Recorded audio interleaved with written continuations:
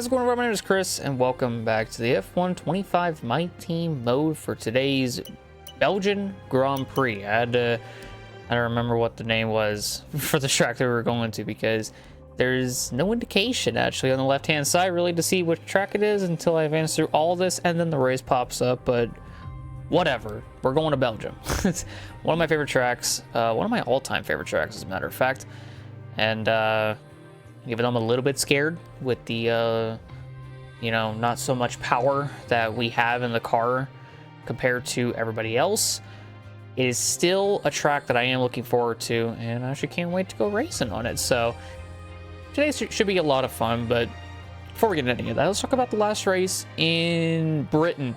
Didn't qualify the greatest, which is the usual, so I'm not really expecting too much. I mean, the fact that we got into Q3 in Austria, the race beforehand, was pretty good. But started P17 after a couple guys took some grid penalties, started the back of the pack, and on the first go around, we were actually able to make up quite a bit of spots. We actually ended up getting into the points. We followed Carlos Sainz as well for a good while, and it was just mainly due to the fact that I knew I couldn't necessarily catch Gasly, who was ahead of him, just on merit, so I couldn't really do a whole lot. So I just followed behind Sainz in the DRS and just kind of trailed him, you know, doing the best I can to save my tires. We eventually did come into the pits for our first of two stops, as a matter of fact, because Britain eats up a lot of tires, and two stops was kind of the name of the game in Britain this time around. So came in for our first stop. We went from soft to medium. For some reason, the mediums at Britain are the literal worst thing in the world, to the point where I would have much rather ran a set of softs than a set of mediums, because I did not like them towards the end. The softs towards the end of the first run were far more better than the mediums towards the end of the second run. But thankfully, towards the end, or when we came in for the second stop, we ended up putting on hards and went all the way to the end, getting passed by Oscar Piastri as well late in the going. But we managed to come around and finish in a pretty solid P9 for Joshua Durksen and for PepsiCo Racing Incorporated as well. So it all worked out necessarily in the end for us. I mean, considering the fact that Britain's not one of my best tracks, I'll definitely take it, safe to say. But coming out of Britain, Charles Leclerc extends his championship lead by now 20 points ahead of Max Verstappen at P2 and 20 points ahead of Lando Norris in P3 as well, who actually won the British Grand Prix last time out. Then you got Oscar Piastri in P4, George Russell in P5, Lewis Hamilton in 6th, Yuki Tsunoda in 7th, Nicolas Solov in P8, Kimi Antonelli in P9, and then Fernando Alonso in P10. You got Joshua Durksen in 11th, Carlos Sainz in 12th, Pierre Gasly 13th, Alexander Albon 14th, Nico Hülkenberg in 15th, Esteban Ocon 16th, Gabriel Bortoleto 17th, and Alva Behrman in 18th. And so far, we have Lance Stroll 19th, Isaac Hadjar 20th, Liam Lawson 21st, and Jack Doohan 22nd. The latter four have not scored a single point so far this season.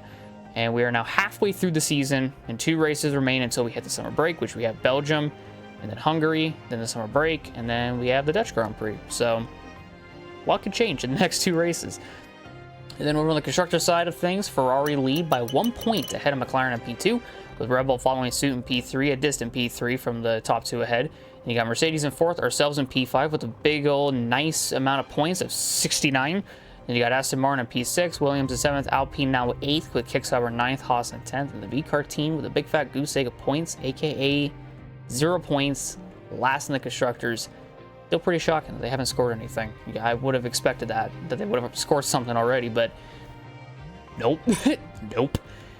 So even though Britain wasn't the greatest race, it was still passable, we'll say. So I'll take it.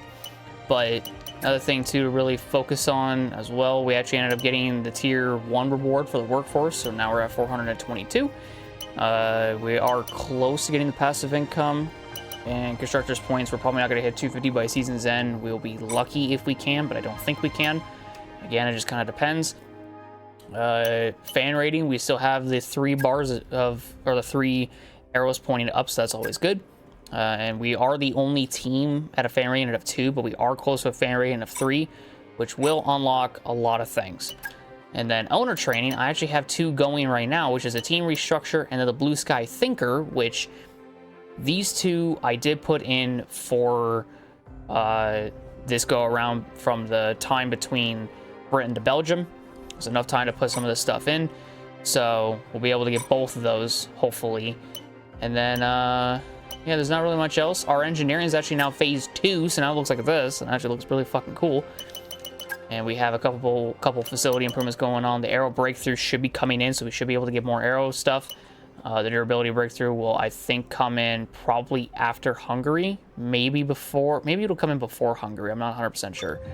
The pit crew training is about the same thing, and the merchandising department should also come in before Belgium. So all of that is looking good, and also because of that, because we have because of the phase 2 stuff, we actually unlock the ability to get some of these phase 2 things that we've already gotten to phase 1 of, which it just makes it so much more fucking better. Let me tell you what.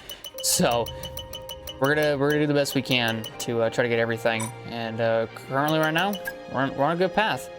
Another thing too, the wing mirrors should be coming in. The rear floor under tray might be coming in as well. This ECU should come in, and then the control electronics should come in. I'm hoping the ECU comes in before this race and it doesn't fail, because that would actually really suck if it did. So I'm going to try to, and the intercooler actually for the research I think as well should be coming in as well, if I'm not mistaken. That's the development, but yeah, research wise, now that I think about it, when we get the aero thing, we'll be able to unlock this section.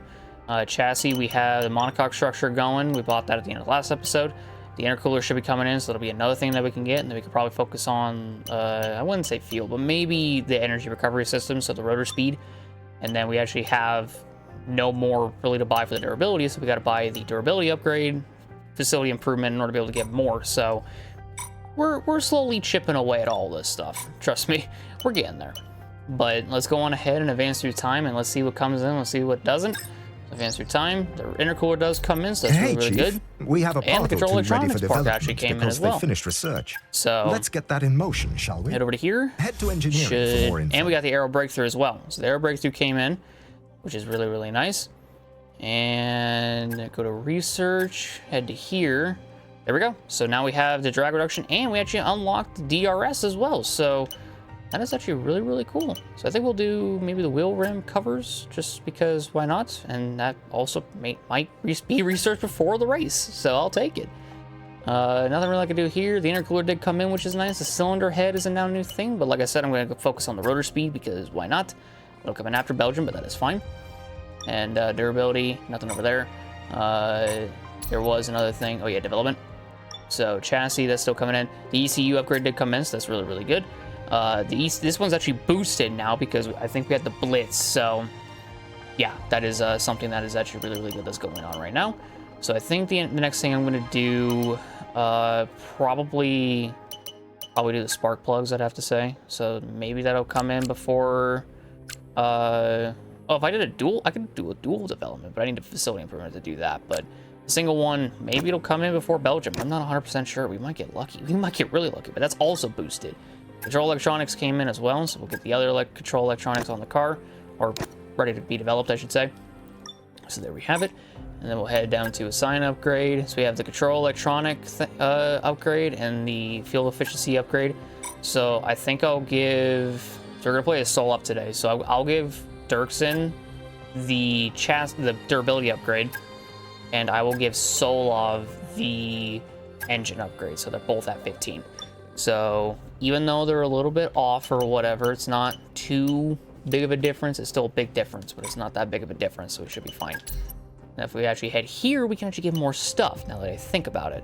So probably want to do, what was the one that I wanted to do? It was durability, I think. It was quality of life.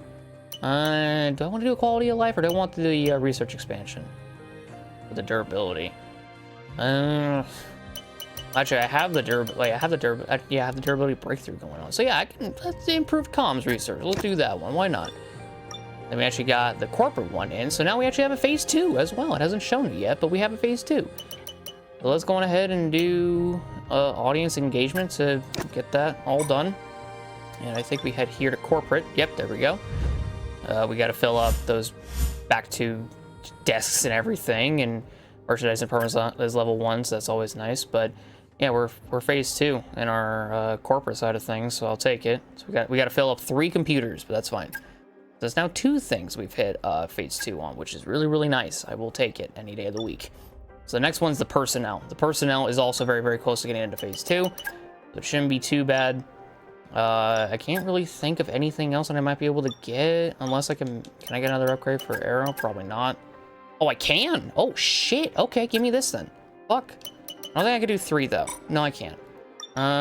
What about for chassis? I don't think I could do it for chassis. Nope. Powertrain, I might be able to do power as well? No. Okay, so it's just for aerodynamic. That's fine. That's totally fine. But we can research 2 Arrow upgrades at the same time, so I'll take it. That ain't half bad. And then we actually head over to here to a new message. Arrow development breakthrough. Nice, nice, nice. Good to know, good to know. This intro is probably already long as shit. I'm very, very sorry. We'll go ahead and advance through time. Get more activities done. Get the powertrain development blitz as well. We've reached a major turning point for the team. And we have a corporate facility event, so let's see. Go to events. What is this about? Fantastic progress. Our corporate facilities expansion is complete, unlocking new improvements that will provide better financial oversight and resource management. We earned $25,000 from that? Holy shit, I'll take it. Money, money, money. But we're doing pretty fucking good, let me tell you. Keep on advancing through, give more base income and running costs. Okay, boss. Ooh. Advanced talks have gone well, I must say. We're now at the stage where we can meet face-to-face again with them if you'd like. The agenda today will be trying to reduce some of their expectations to get a better deal for us.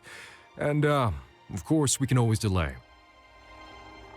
Okay, so we have a meeting with Solov. I can delay it? Nah, I don't want to do that. I want to go to the meeting because I want to see what Solov's got, essentially.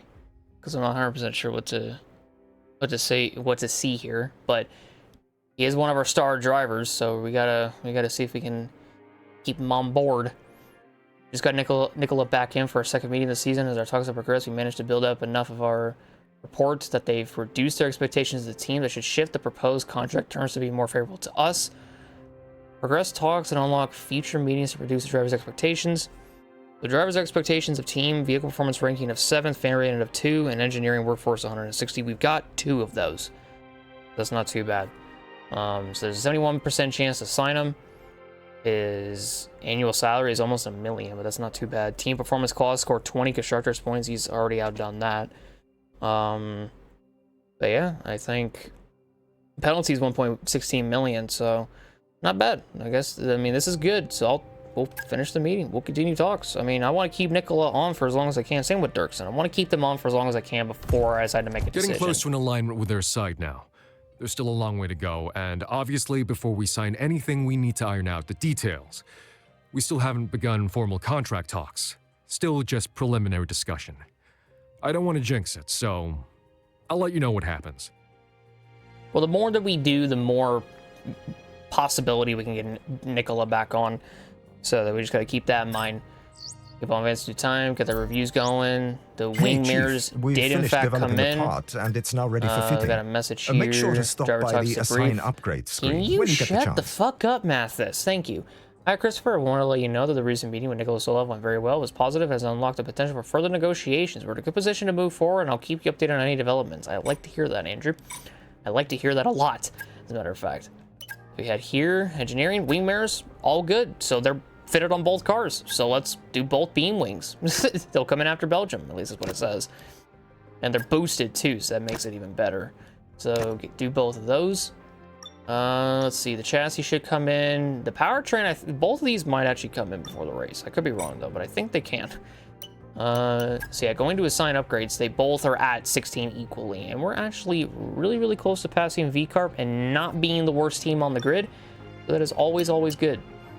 Yeah, so really the only difference is Solov just has more power than Durksen, but we're close to mitigating that, so I'll take it.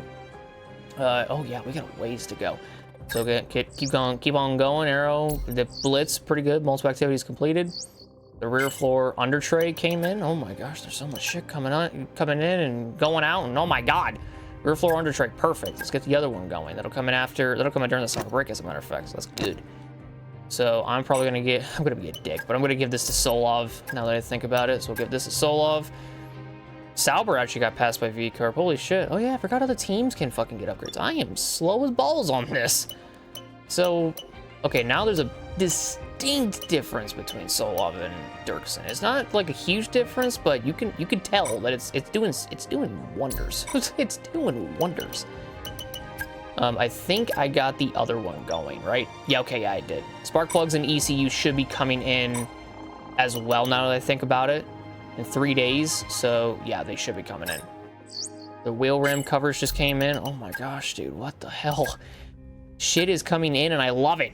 And we got DRS. Yes, let's go. That's the main thing I wanted. Yes, get it in. I don't even care. I want it. I want it. Give it to me. All right, are we gonna get the monocoque structure? Oh my god, we got the fucking monocoque structure. Holy shit! Out of research. Don't forget to develop them. We've got All performance right, so sitting on the table that we could be getting into the car. we got the improved comms research thing too. Hell yeah, I'll take it. I forgot what the improved comms does actually. What do the improved comms do? Oh god, what was it? Improved comms. Receive owner speech time of development is completed successfully for the first. Oh, okay. So what is the quality of life improvements? Morale in your aero department is easier to improve and harder to damage. That ain't too bad. Sure, we'll do quality of life for aero. Fuck it, why not? let's do it. We're spending, but it's good spending. It's not bad spending. It's good spending. Monocoque structure come in, so that's perfect. Let's go on ahead and do another tire wear one. So we'll do the roll dampers while we're at it. So bada bing, bada boom. I'm using up all my resource points, but I don't care. These are getting saved, or these were getting saved. So the more I can use them, the fucking better I feel.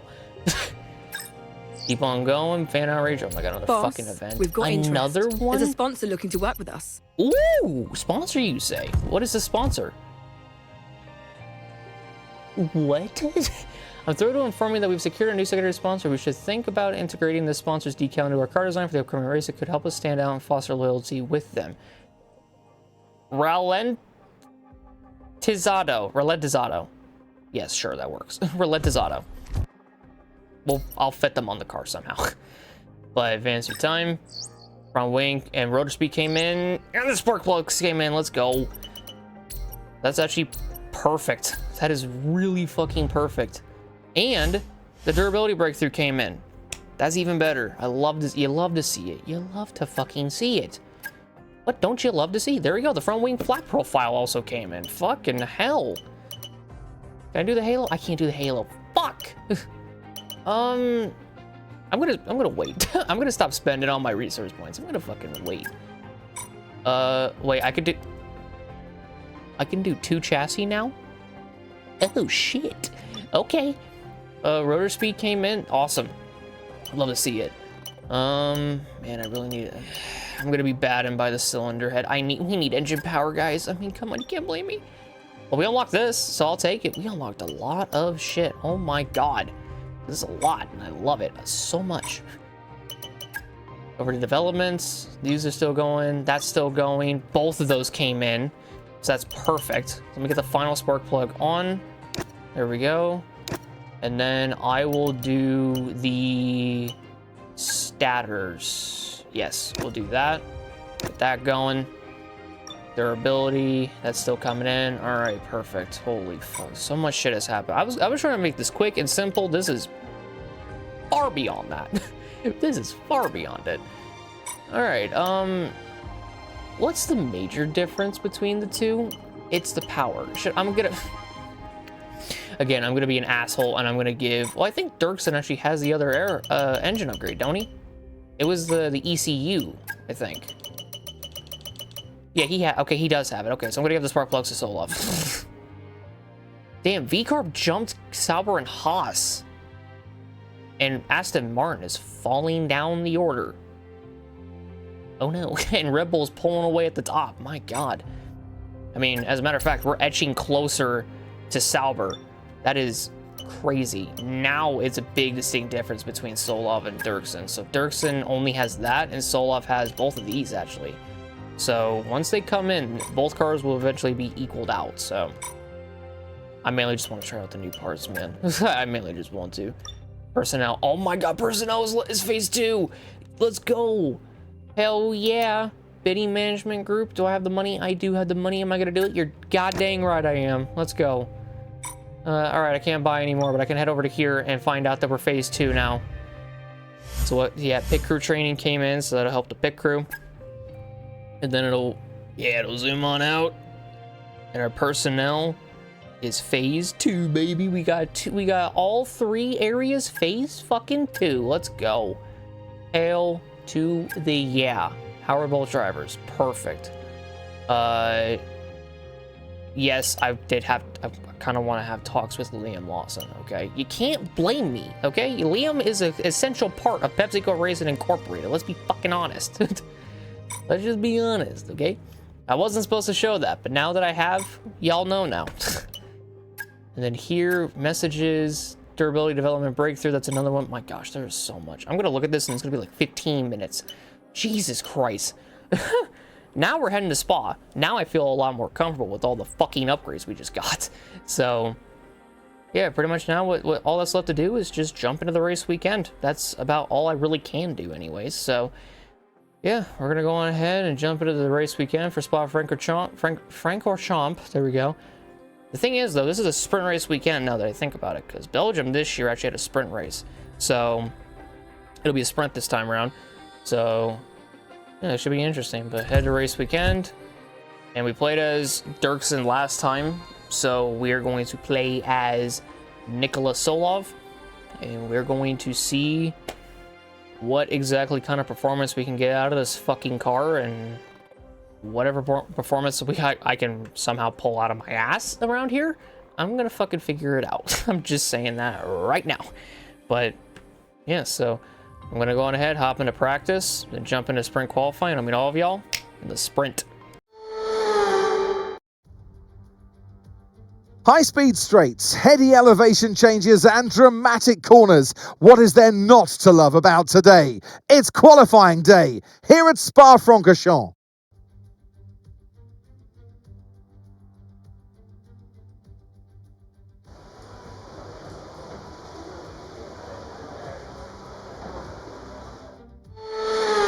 And we are back at it once again with the talking through the qualifying, as I haven't done this a little bit, and I'm excited to do so. But in spring qualifying 1, we had a really good feeling for the car, and going up through Eau Rouge, well, for some reason, I miss going up through Eau Rouge and Radillon here in Belgium, and because we were pretty fast throughout Sector 1, we actually ended up purpling Sector 1, and it gave me a lot of confidence throughout the rest of the lap.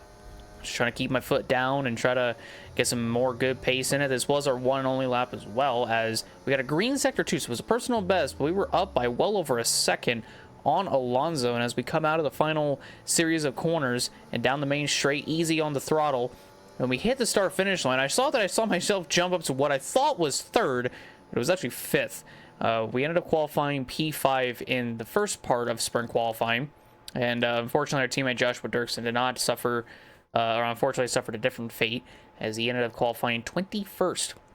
But also the big thing was that Fernando Alonso and both the Williams and Kimi Antonelli were all knocked out in Q1. Meanwhile, Lance Stroll made it in into SQ2. I don't know how that works. Don't ask me, because even I'm just as confused as you all are.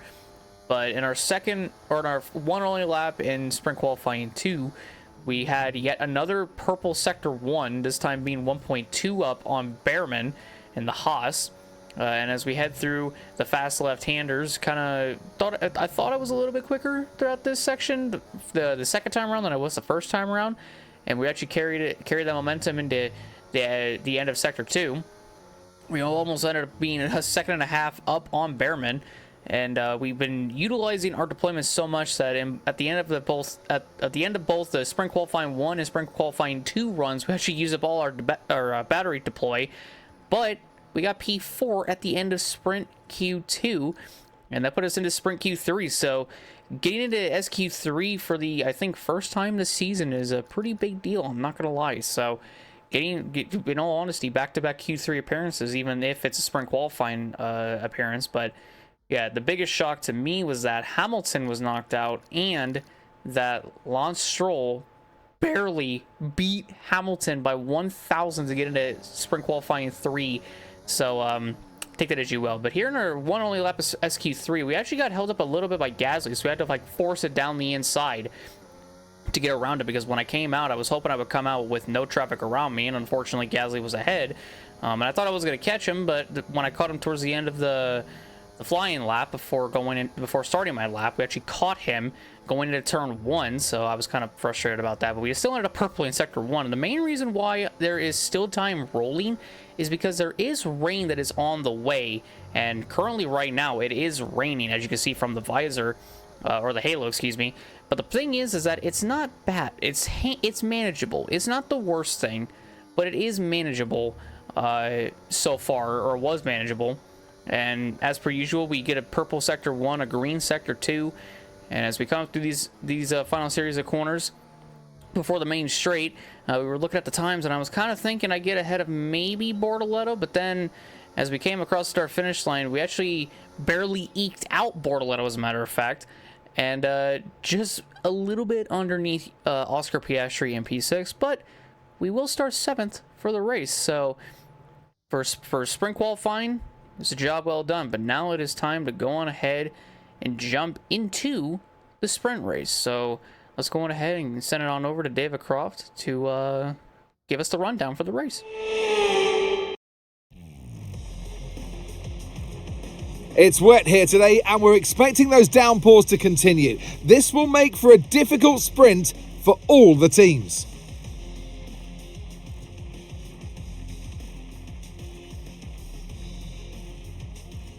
Spa-Francorchamps is a 4.35-mile tour of the Ardennes countryside, with 9 rights and 10 lefts, giving us a grand total of 19 corners. Average lap speeds in the dry can reach about 145 miles per hour, but without a significant improvement in the conditions, we're not going to be seeing anything like that today. Off the back of a fantastic qualifying session, it's time to see how our starting grid looks for today's sprint. Max Verstappen put in a fantastic lap yesterday, and he'll start from pole position, edging out Lando Norris, who'll start from P2. Looking at the rest of today's grid, we have Leclerc, Russell, Yuki Tsunoda, and Piastri, Solov, Bortoletto, Stroll, and Pierre Gasly, Hamilton, Hulkenberg, Ollie Behrman, and Lawson, Ocon, Doohan, Andrea Kimi Antonelli, and Alex Albon, Fernando Alonso, Sainz, Durksen, and Isaac Hadjar rounds off the grid. Which of these drivers will get pole position today? We'll soon find out. So I'm gonna be honest with all of y'all. For my F1 viewers, this might be a bit confusing for what I'm about to say, because what I'm about to say has nothing to do with Formula 1, but it's in the racing world. But this is the first time I am recording since that tragic plane crash, that unfortunately took the lives of Greg Biffle, his wife Christina, his wife Christina, his daughter Emma, his son Ryder, and the Duttons, and I think it was Craig Wadsworth. Yeah, this is the first, like I said, it doesn't seem like anything is different or whatever, but when I recorded the intro bit, it was December 18th of 2026 is when, or not 2026, 2025. That is when I recorded the introduction part for this video. At the time of recording this, it is now January 21st, 2026. So brand new year, a month after the fact. And to a lot of my F1 viewers, I am very sorry that I didn't play this game for the better part of a month. I mainly wanted to focus on bringing back the NASCAR iRacing career series that I was starting to bring back before that tragedy happened with the Biffles, the Wadsons, or the Wadsworth and the Duttons. That whole thing me just focusing on that and not uploading anything else in between, that was not at all what I had in mind to do. I wanted to do more F1. The problem was that I was just kind of focused on that, and I kind of left this series behind for a little bit. And like I said, I do apologize. for doing that. But yeah, going through that was not fun. So for any F1 viewer that has no idea what's going on, hopefully I've caught you up to speed. If not, I can explain more if you have any questions in the comment section below. Yeah, it may not look like anything's changed, but the last video, or the intro bit, was recorded back in December of last year, and it was recorded on December 18th. Two things happened on December 18th. My F1 25 Silverstone video was released that day, and that was also the day that the plane crash happened. So yeah, it wasn't fun. I didn't really know how to feel at that time. It really hurt because growing up watching someone like Great Biffle was my childhood, and a lot of newer fans of him know him outside of it, and all the work that he's done for Cletus McFarlane and just his entire community, and the people that when Hurricane Helen happened, he was there to help them, to help all the people there that needed supplies, and he helped them out. But he was just also a great person in general, you know? So losing someone like that, it hurt for a little bit, and it took a while for all of us to kind of, in our NASCAR world, to kind of accept the fact that that happened and move on. It's still hard. It's still hard to do that, but we're trucking along, and I hope the F1 community can understand that, and that's why one of the main reasons why I'm playing is because I miss this game. I miss making videos for you guys on this game. As a matter of fact, I really do enjoy F1 25, even though I don't play it as much. But life, health, other shit, it just seems like that.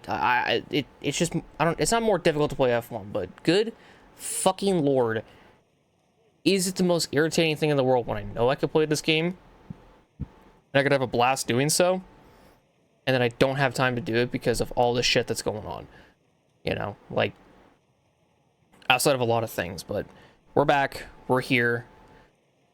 Let's stop with let's not get all emotional. We'll savor that for a different time.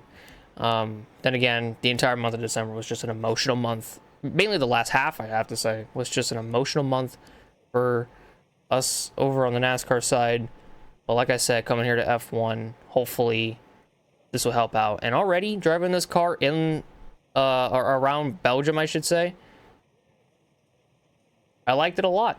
I really did. So it was nice. It was really, really nice. So jump into it, shall we?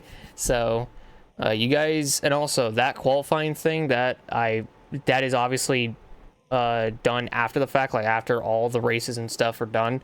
I audio dub myself over the qualifying and kind of like talk through what was going on with my, you know, talk about my mindset going into it, how the car felt and all that sort of stuff, if I made any mistakes, that kind of thing. So you guys have already seen that. That was recorded obviously after all of this. This is being recorded before all of that. So yeah, it's a lot, but I'm already talking. It's been fucking 9 minutes.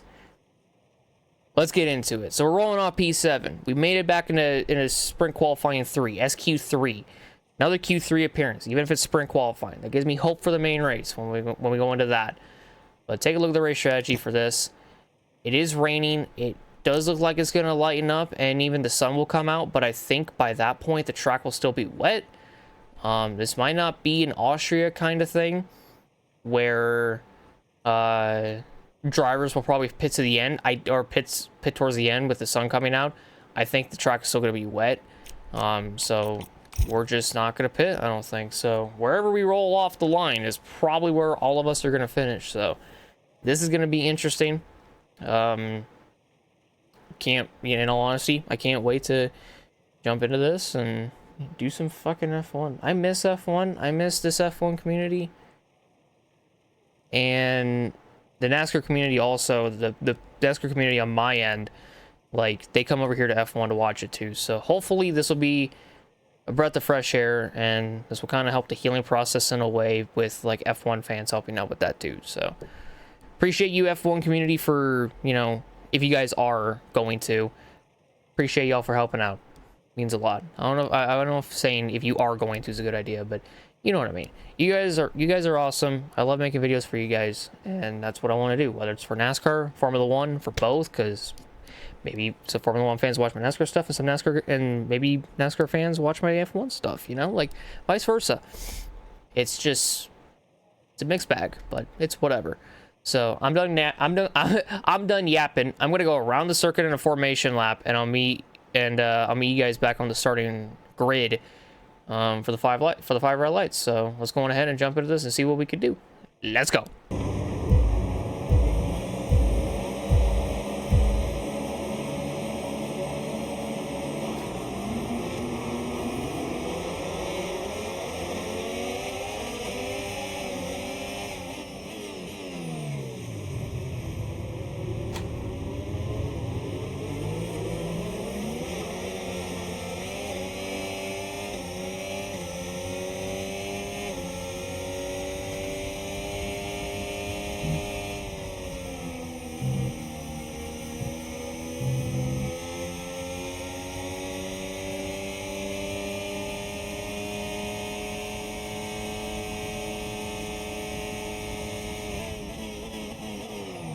Oh shit. Oh fuck. Okay, fuck.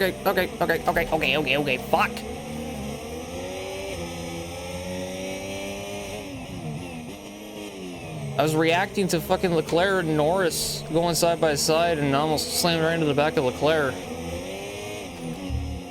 And then I went off track, obviously going up through Eau Rouge, and then, well, y'all saw what happened to the fucking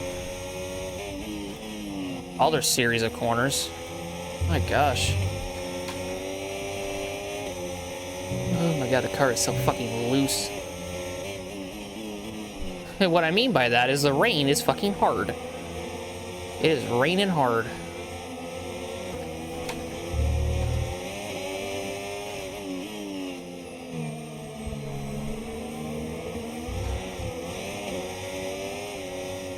Holy shit balls.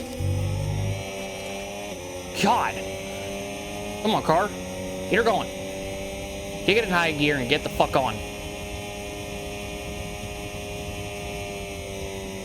I can hold the full throttle right there. Holy fuck. Okay. I got to woe down. I'm shocked by that. Well, we were up to fourth for a little bit. Now we're down to 6. Jesus Christ. I get the feeling I could probably pass YUKI and Russell again. Maybe. Maybe. I got a nice run on YUKI. I don't think he's going to go defensive at all. Oh, nope, he is. Slow down, slow down. Sorry, YUKI. I didn't mean to push you that wide. Fuck. I guess we got a purple sector 1. Don't matter if it's the dry or the wet. Apparently I'm the fastest in sector fucking 1, apparently. Holy shit. Whereas I got YUKI as quick as I did. Then again, we were flying up through Eau Rouge and Raidillon.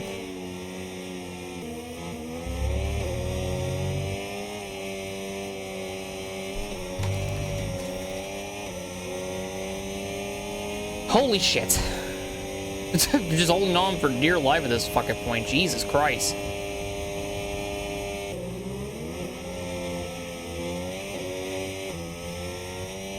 Takes 2 minutes to get around here. Okay. Ooh, I missed the apex. It's okay, though.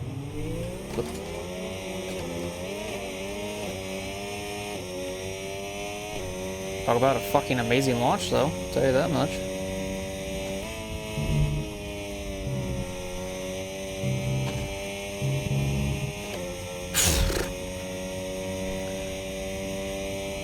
I don't know how I'm going to survive the next 5 laps around here, especially if I'm going to be that fucking crazy going up to those corners.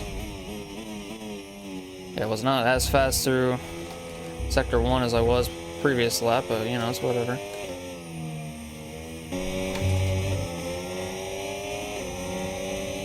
Where do you think you're going?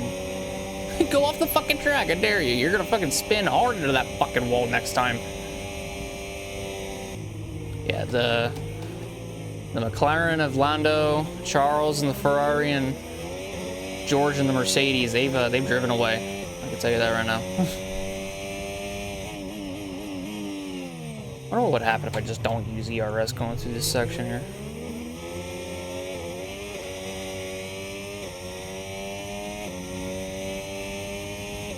Just keep harvesting. Fuck it, why not?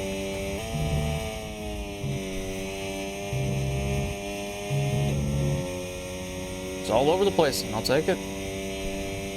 Rain is lighting up. There is only 5 to go. I don't know what the fuck my wheel just did, but it did a little popping noise. I don't know if I should be worried about that or not. I purple sector 1 again. Let's fucking go.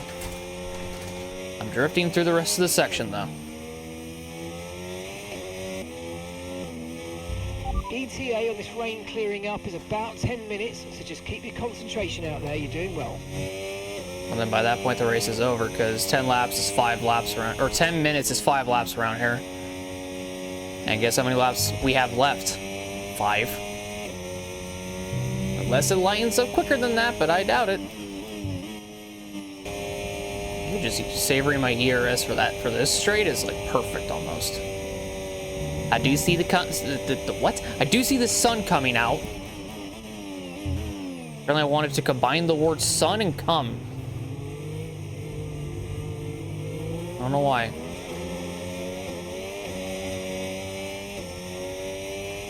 Gap to Well, your teammate quicker. behind, 12.7 seconds. Yeah, I'm in a good spot for P5. I'm just saying that right now. I don't see myself giving this up anytime soon. I'll see if I can full throttle through here without any downshifting. Okay, no, Jesus. You need to slow down before hitting the corners. We don't want to get a penalty. Shut the fuck up. How about that? That sound better? That sounds better to me.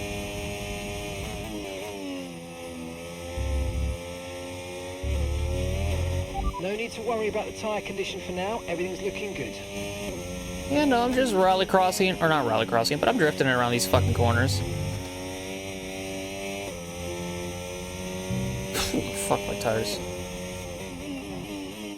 I definitely would not survive a race in the wets around this place, I don't think, without loose. I mean, I'm fighting this car the entire It could way. be time to come in for a fresh set of boots. We're seeing a lot less spray at this point, and opinion here on the pit wall is that we'll probably be okay on the intermediates. I'm good. I'm good. There's no point in pitting. You lose too much fucking time anyways. But then I guess you'll lose more time if you pit, if you don't pit. I don't know. You lose time if you don't pit, you lose time if you do pit. It's just a fucking chess match at this point. Max Verstappen almost has an exactly 2-minute lap time around here.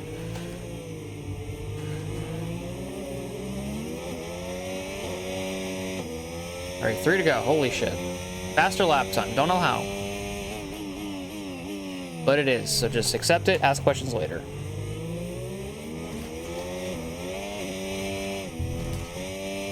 Guess I just didn't want to come out of the corner, apparently. I just wanted to go towards the gravel. My car looked at the gravel and it was like, grains of sand.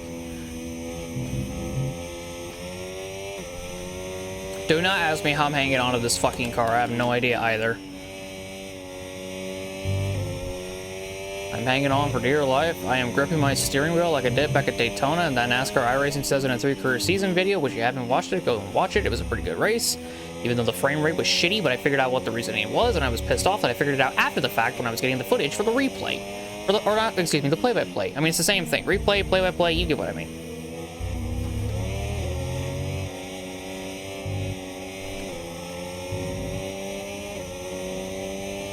Yeah, the front guys are 10 seconds ahead of me, and I don't see them pitting anytime soon either, because there's no point in pitting. You lose like I said, you lose too much time. Max is now within the 2-minute column. Okay, I'm off track. Somehow didn't get a time penalty right there. I thought I would have. Went faster. The weather's turning. We think it's time to box now. Are you fucking high?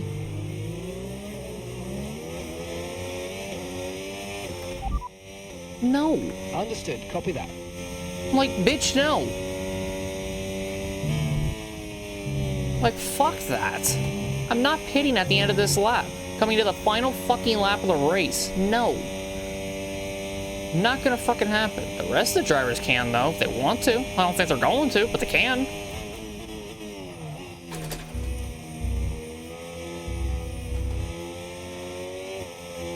I'm gonna tough it out like I did back in Austria on my motherfucking full wets. Oh, my tires are turning orange. But I got a personal best sector too. Yay.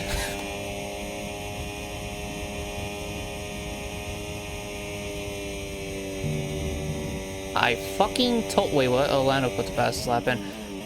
Wait, Verstappen pitted. Wait, why? Wait, Verstappen just fucking costing himself the win for pitting for intermediates. Piastri behind's doing the exact same thing. Final lap. Final lap. Push, push. Oh shit, I didn't fucking watch the corner. Jesus Christ.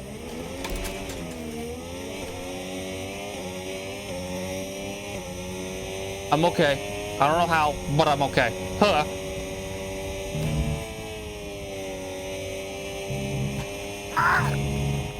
Other teams are fitting intermediate tyres. It might be worth considering changing yours too. Do we look like I give a flying fuck? You did that yourself, Yuki. Okay, clear. Getting pissed off at my race engineer because he's telling me useless shit, and Yuki tried going for a move. I blocked his ass. He should have backed out of it. That's Yuki's fault. Back out of it next time, you fucking nimwit. Actually, there's never going to be a next time. Because the next time I see you, I'm fucking passing you and keeping you in my rearview mirror, bitch. That is red. Holy shit. My rears are at 79, almost 80%. Am I gonna get a puncture? That might happen. That might happen if this keeps up. Holy shit. Well, we're ending the race, so Lando Norris wins after Verstappen just fucking cost himself the win.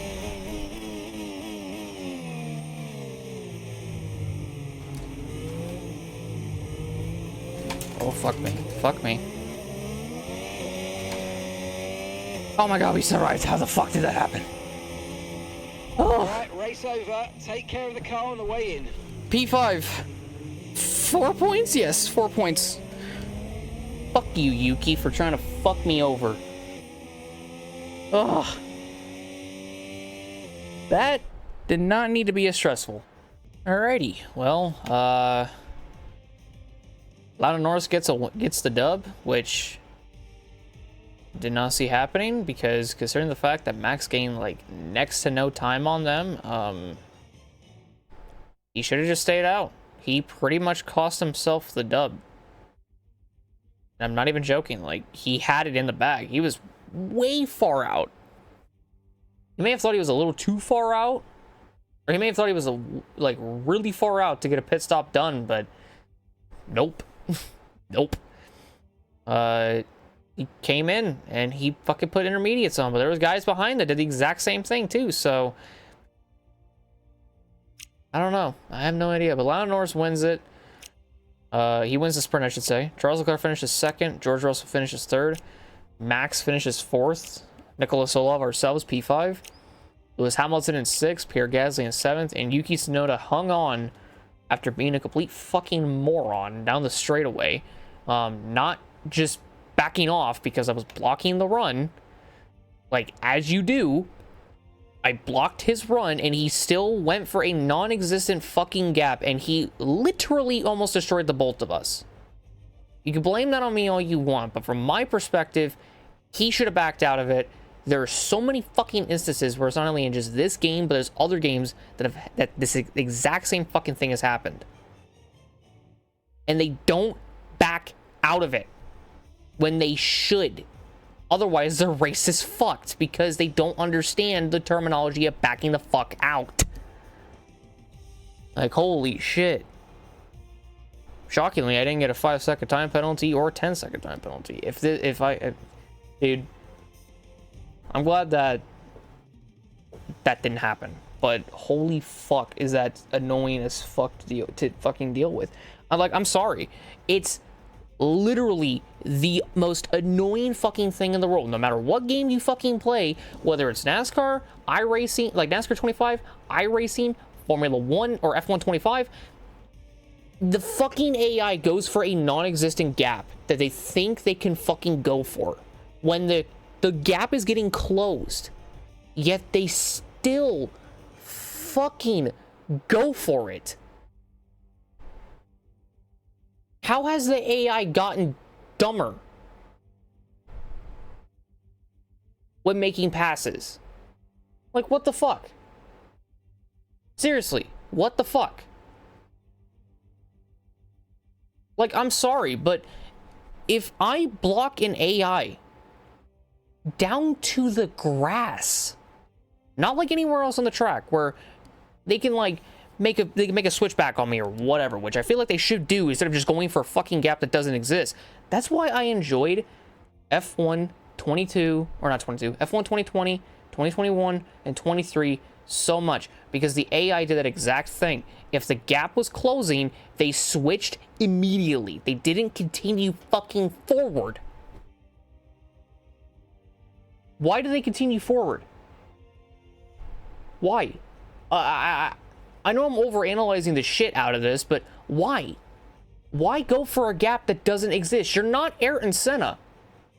You're not. I'm sorry. You may want to be, but you're not him.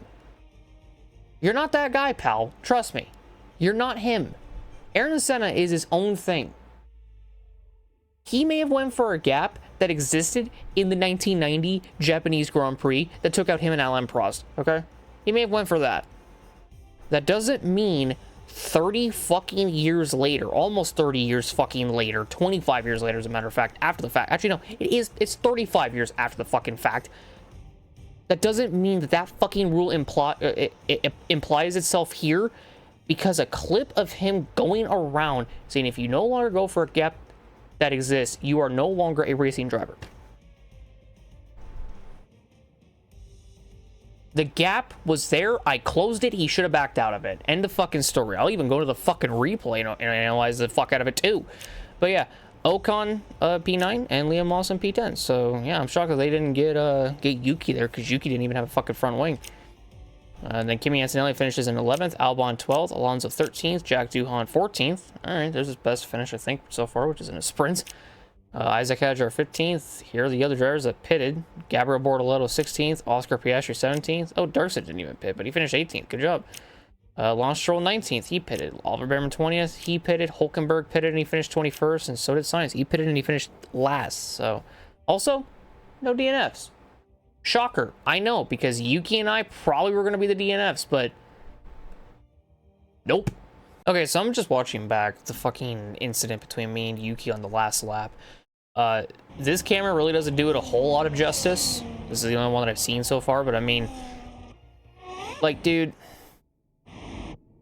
So Yuki's going for it, right? I react to it. I'm still reacting to it, by the way. I'm going down across the track. He is almost off the fucking track. I continue down. He's still going for it. And then this happens. Like, seriously? I think this angle might actually help out a lot more. Toggle that off. Dude. I'm sorry. Again, he needs to back out of it. So, like, I get it. Like, right here, he starts going for it, okay? You can see he's going down there to the right. He sees that I'm not going down there, because why would I block, like, literally on this main straight when we're nowhere near, you know, turn, I think it's 4 or 5 or something like that. Yeah, I think it's like turn 4 or 5 after the DRS straight. So, like, you know, I don't react initially, but like, he jumps down there. Now, can I just preference this by saying, like, I'm not reacting so far, but I realize it pretty fucking quickly. So like we're continuing on. He's down there. He's got to run, but here I come. Look at this. I'm going down. I'm going down. I'm still going down. He goes down. He literally is reacting to me. Look, I'm going down. He then continues to go down even further. Now, at this point, I'm still going to continue down, and he has enough time to back out of it because he should realize I'm going to block this. He should realize this. At this point, he should fucking realize it. Okay? Right here, he should realize there's enough of a gap between me and him for him to back the fuck out of it. What does he do? Continues. He's continuing. I'm continuing down. I'm defending my position. Then we make contact. He's on the white fucking line. But it doesn't end there, folks. No, this doesn't end there. He continues and continues and continues and fucking continues and continues until I'm about to spin the fuck out. He's continuing the entire fucking time. There's the initial contact. He's still there. He should back out of it. What the fuck? Like, I'm defending my position.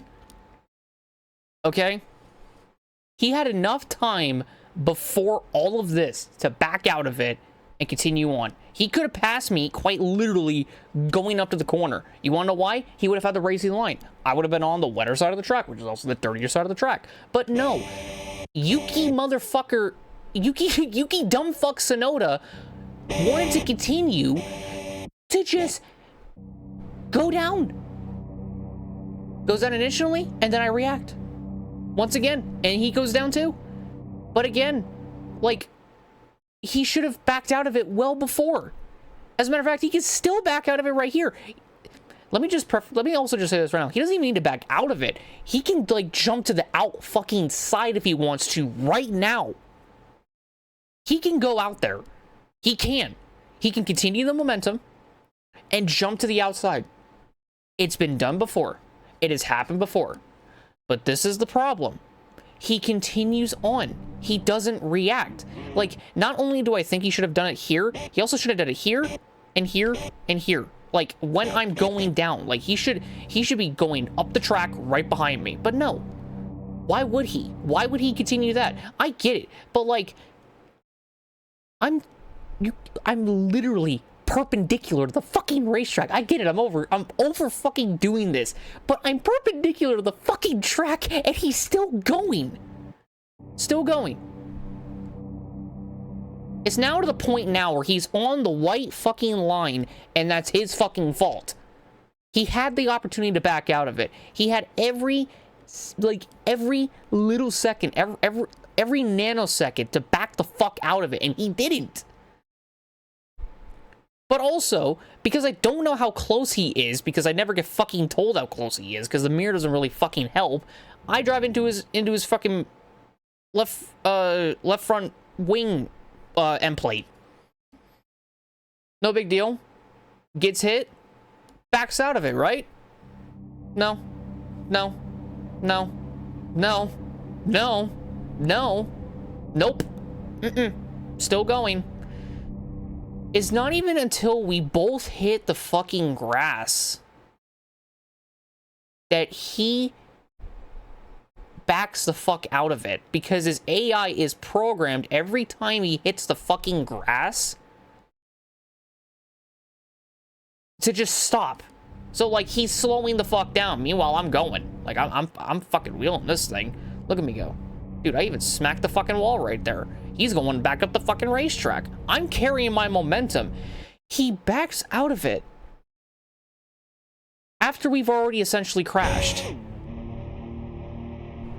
But you're meaning to tell me that he couldn't have backed out of it right as I went to go fucking defend, okay? So, like, he's going for the move, okay? So, there's not really an easy way of doing this, but just, like, look, he's going for the move. Boom, reaction. I'm reacting right here. You can even see my wheel starting to turn right. I think it was even before then, right? Yeah, I'm reacting right here. I'm going right. So like, I'm gonna make it pretty fucking obvious that I'm going down there. Still going down there. I'm still defending. The AI is so fucking stupid. He should have backed out of it. Or, right fucking here. Right there, when I reacted to him going down there, he should have allowed me to shoot down to the fucking bottom and go into my racing line and pass me up there at the end of the fucking straightaway. But he didn't decide to do that, and this is what he did to himself.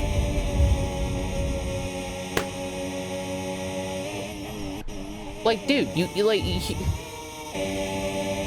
like, I don't know what to tell you guys. I don't know what to tell you. That this is the programming of the fucking AI. This is the programming. They don't back out of it. They race you hard, but they do the stupid fucking, oh, even though it's getting, like, it's gonna get defended, like, the line that I want to take to pass you is gonna get defended or whatever, instead of going to the outside, logically, because it's gonna happen, and I'm not gonna be able to react fast enough because my tires are fucking shot, you know, I'm just gonna continue all the way down to the fucking bottom where the grass is and where the line is, and then almost crash the fucking both of us because you don't know when to fucking back out of it.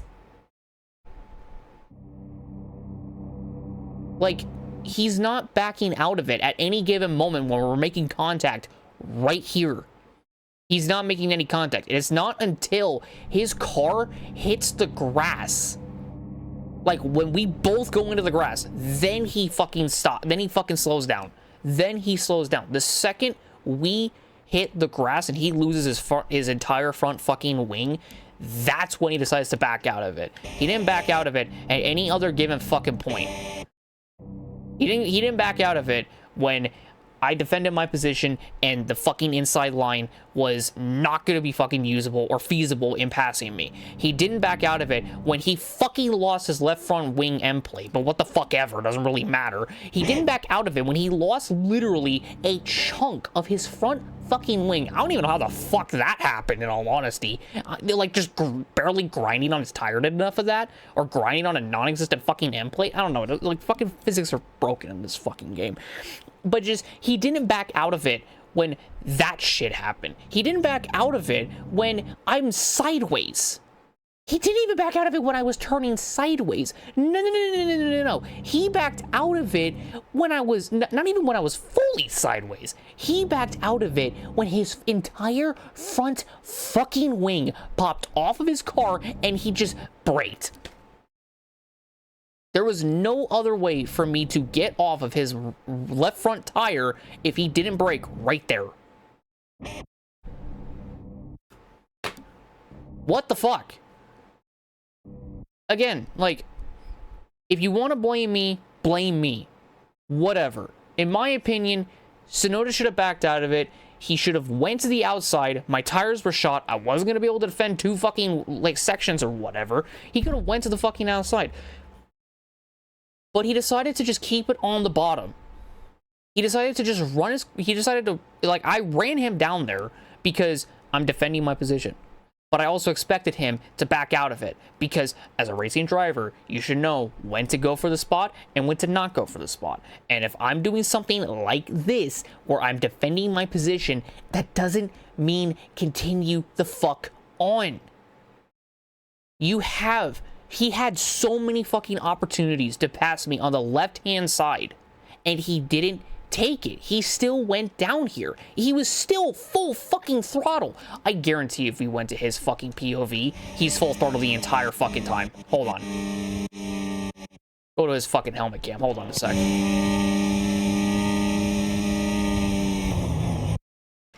He was full throttle the entire fucking time. Again, it's not until when he lost his front wing is when he decided to fucking brake. He is still on the fucking throttle. How do I know this? Look at the 5 red fucking dots on his steering wheel. He's still full throttle at 192 miles per fucking hour. Now he's slowing down because he's in the fucking grass. Then he brakes.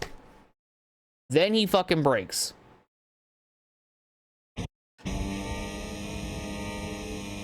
Like, dude. Oh, wait, look. Like, literally, right there. I'm defending the position. Go left. Where is he going? More right.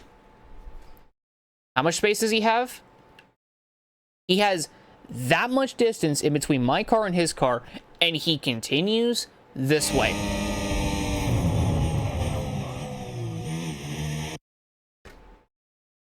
Like, again, if you want to blame me, blame me. But from the way that I see it, he should have backed out of it right when I was right here, and he could have went left. But he chose to go right, and he chose to fuck over his points paying race, or fuck over the end of his sprint, just because he wanted to go to the inside of me, going into this fucking corner. Like, are you fucking kidding me, dude? Seriously? It's ridiculous. Again, let me know in the comments what you guys think, but that's just my opinion. I'm fucking frustrated by that. This section's almost an hour long now that I see it with the recording. Like I said, I knew I was going to overanalyze it. I knew I was. And here I am, overanalyzing it. Because like I said, like, you should just back out of it. You shouldn't fucking continue on. And if you're going to continue on, then you better expect your front fucking wing to disappear. High-speed straights, heady elevation changes and dramatic corners. What is there not to love about today? It's qualifying day here at Spa-Francorchamps.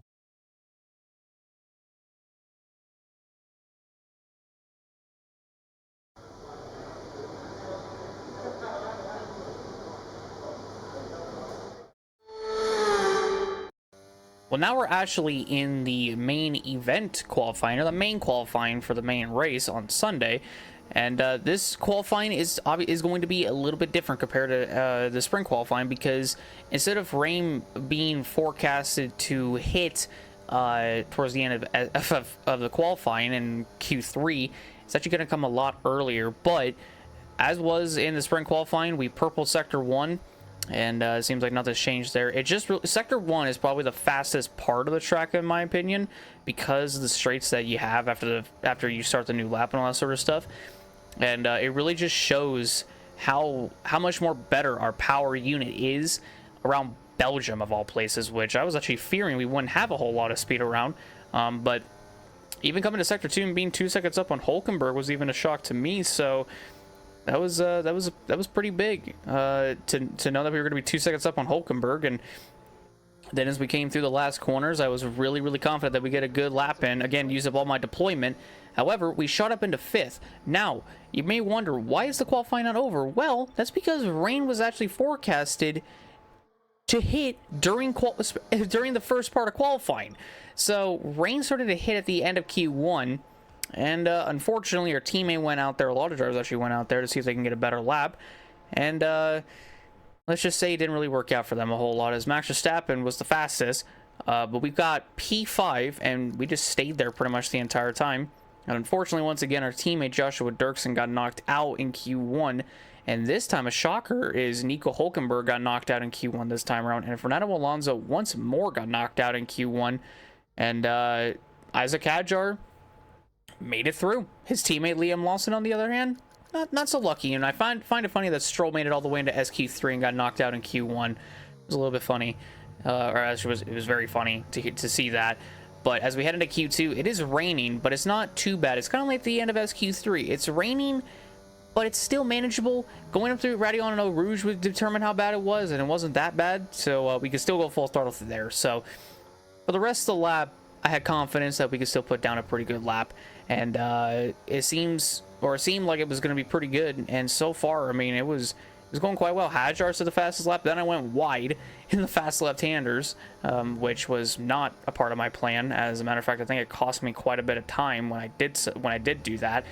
But another reason why I'm going out as early as I am is because towards the end of Q2, there's supposed to be a lot more rain. So getting our lap in right now is pretty much going to guarantee if we're going to make it into Q3 or if we're going to be knocked out in Q2. And as we came through the last series of corners, hit that DRS, Didn't have enough battery, but we came across our finish line. We got seconds, just behind Lewis Hamilton by just a little bit over a tenth behind him. So I had a lot of faith. And then we continued on through and looked at Oscar Piastri and a few others, and the rain was coming down pretty good as Ocon, Kimi, Gasly, and even Piastri, they were trying to put down a better lap, but because the rain got so bad, they just weren't really able to. So we got into Q3 for the second time on behalf of Nikola Solov.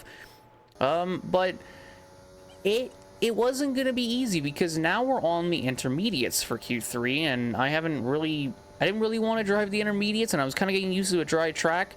But I used what I learned from the sprint race, which was all rainy and all that sort of stuff, and try to put it to here. I try to see if I can go full throttle through Radio on Eau Rouge, and I kind of can as long as I get loose and shave off a lot of speed.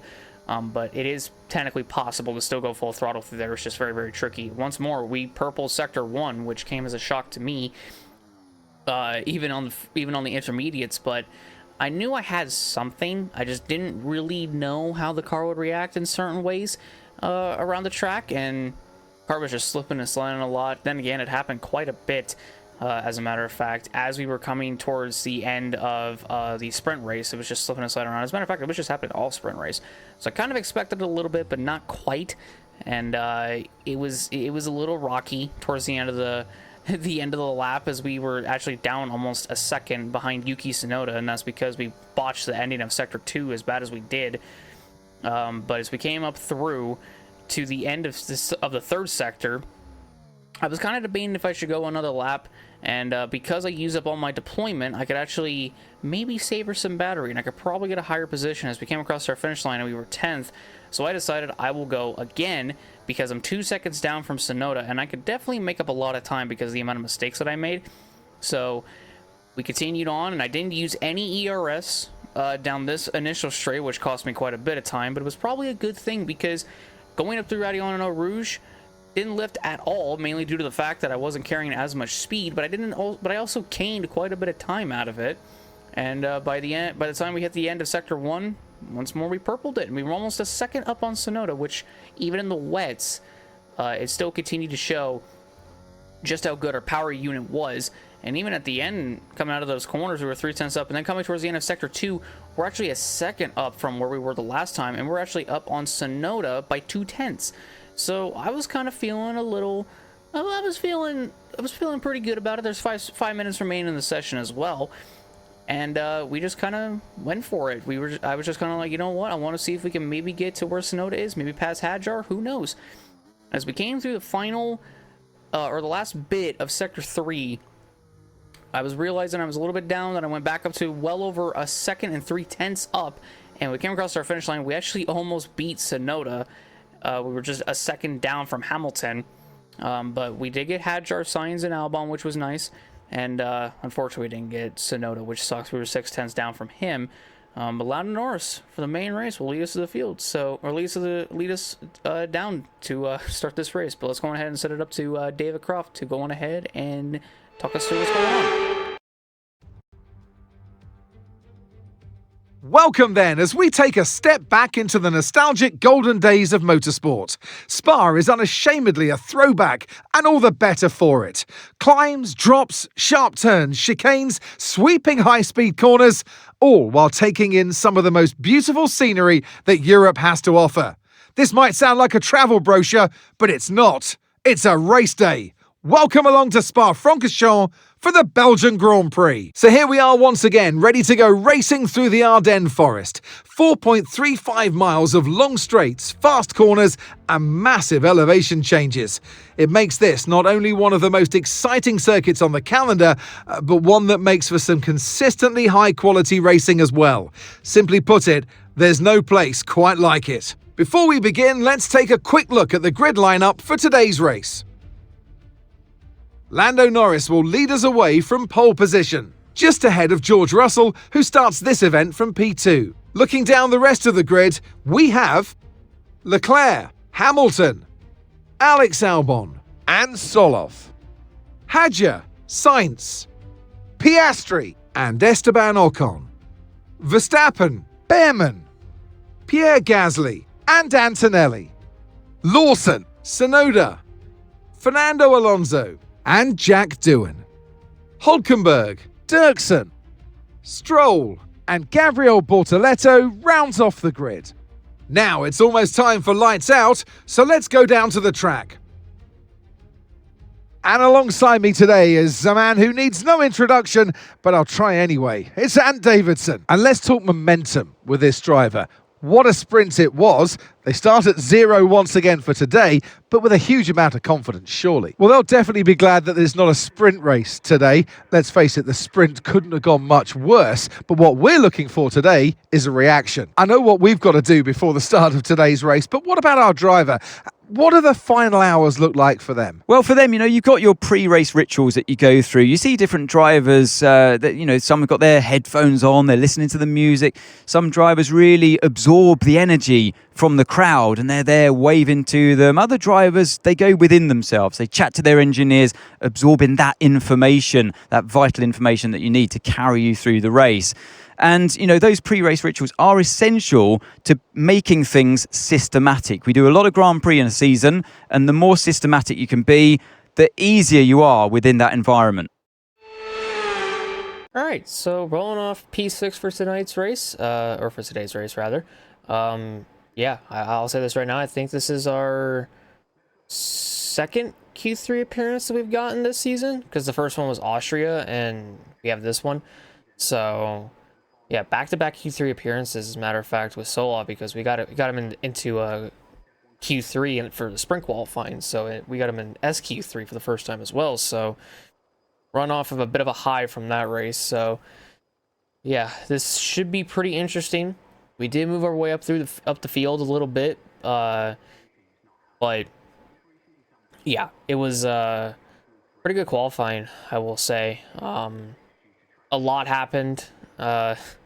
Man, I tell you what, trying to figure out when to go out when it was, wet or dry, it was wasn't the easiest thing to do. But we figured it out. We got there at the end. Qualified pretty well to, not only get into Q3, but to, go up, I think it was P7 is when it was that we qualified in. I know it just happened, but I think it was P7. And so we, like I said, bumped up to P6 mainly because of Verstappen's penalty, which he's probably going to rocket his way around us the minute he fucking gets to us. I'm already knowing it. So the battle is pretty much going to be for P6 because it's the two Ferraris versus the two McLarens versus Max Verstappen.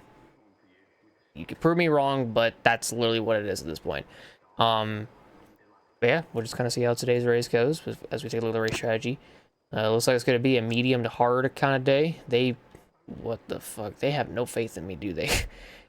This is a personalized one. I'm good. I am good.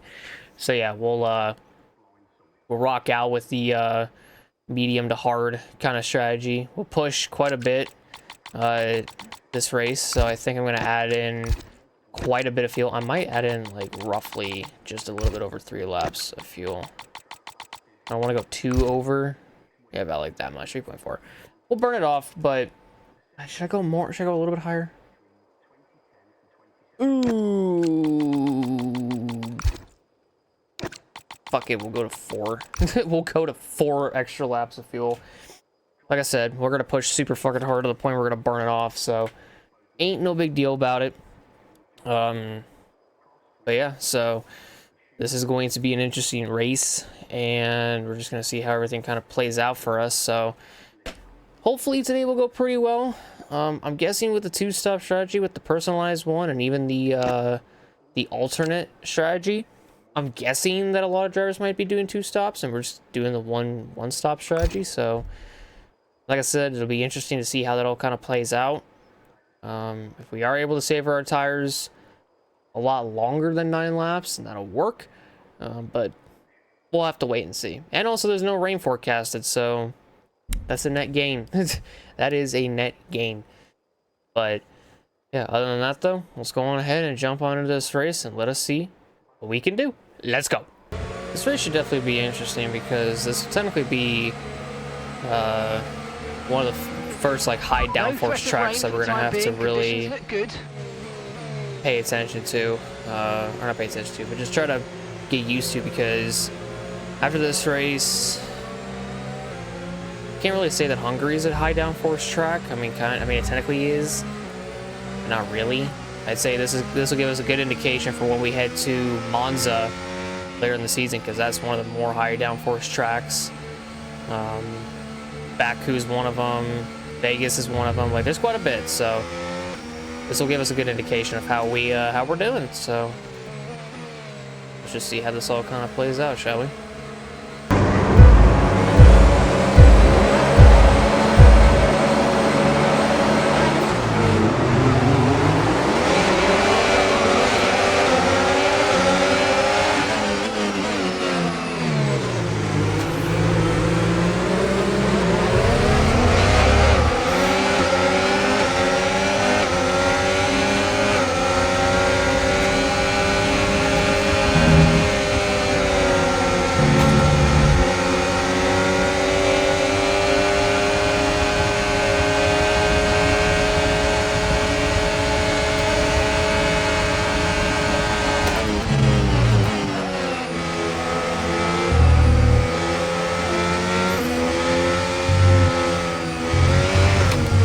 Holy fucking shit. Norris did not get off the line at fucking all. Holy, dude. We just went right around him and the two Ferraris. Get ourselves up into P2. Kind of went off track a little bit when we got headed up to Radion and Eau Rouge, so... Oh shit, slow down a little bit too much there.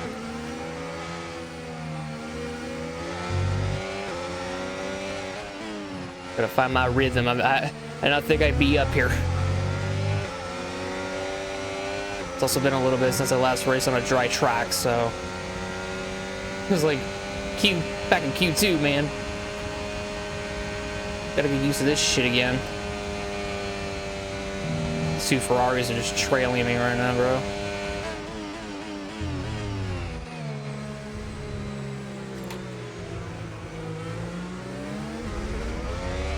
Let's lap one down, even though we got into the gravel. Okay, DRS is now available. Coming towards the end of Sector 1. Still doing pretty damn good for what we got. Two Ferrari boys are gonna go at it, I guarantee it. Do I think I can run down Russell? I don't know, man. We might be able to. We kind of have the power to do so. I'm not too sure. Just imagine me just like locking into my element and fucking going for it.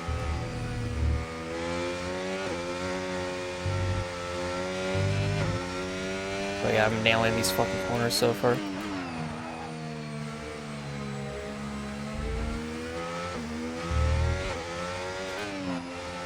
I'm just gonna say this right now. If I nail some laps together, I might catch Russell. Oh man, dude, I got close to beating Russell's fastest lap time. It's almost fucking scary how close my fastest lap was compared to his fastest lap. Yeah, if I just let Hamilton and Leclerc fight it out back there, just lead me to it, and I can go run down fucking Russell. I'm gonna be honest with you, even though I saw the fucking starting sequence and I saw Russell was up there, I mean, let me tell you, I forgot Russell's like the odd man out, dude. Forgot to mention that it was the two Ferraris, the two McLarens, Verstappen, and Russell. That is essentially the people that are fighting it out for the title. Those drivers, especially in our season. So,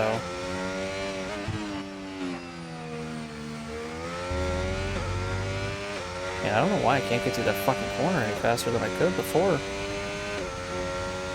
Kind of sucks that I can't do it that good like I used to. Oh, wow. Dude, even though I fucked up Okay, so we're leading our teammate by 16. the entry into Sector 3, like, I still had a really good Sector 3 to purple it, bro. I don't come around often, let me tell you.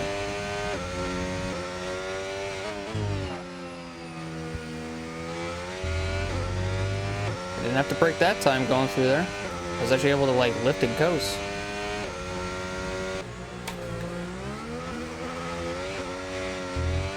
Damn, car. Fuck.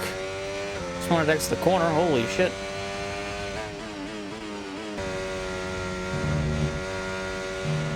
Okay, no issues with tyre wear for now. Keep taking care of them. I mean, that's good. If I'm not having any tire wear issues, I'll fucking take it. Especially if my tire data was that bad in the race strategy screen. Yeah, I'll take it. I'll take any positive news about my tires any day of the fucking week. Whew.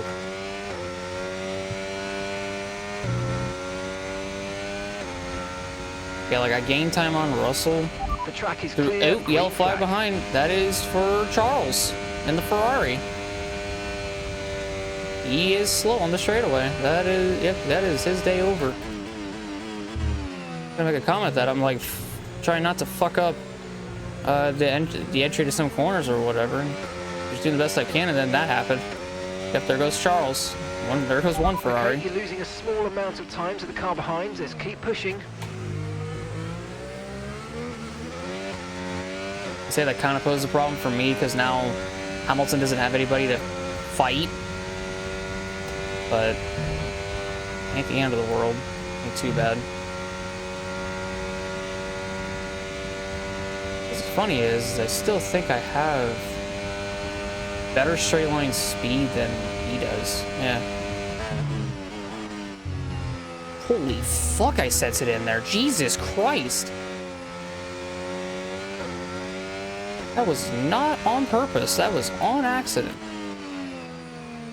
That was something I did not mean to do. Holy.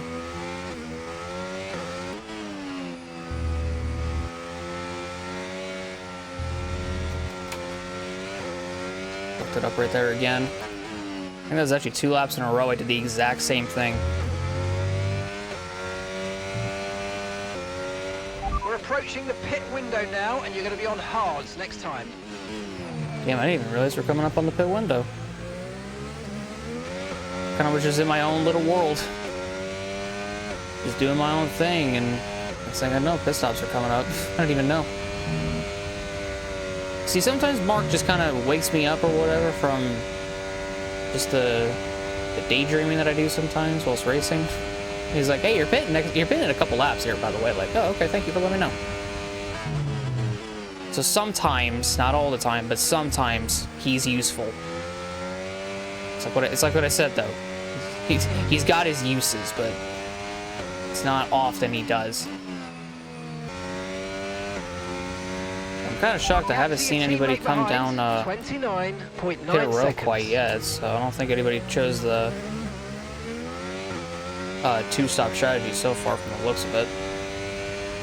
I also don't know why I short shifted that fast, but I don't know why. I just did it. Did not mean to short shift like back-to-back times coming out of turn 1. There really wasn't a need for that. Okay, the safety car is out. Safety car is out. We need to form up at reduced pace. Keep a close eye on that delta time. Make sure to keep it positive. With the safety car out, this is a good opportunity to pit. Yes, it is. We'll be a bit longer than planned on the next tyres, but we can make it work. Just remember, we'll probably lose track position.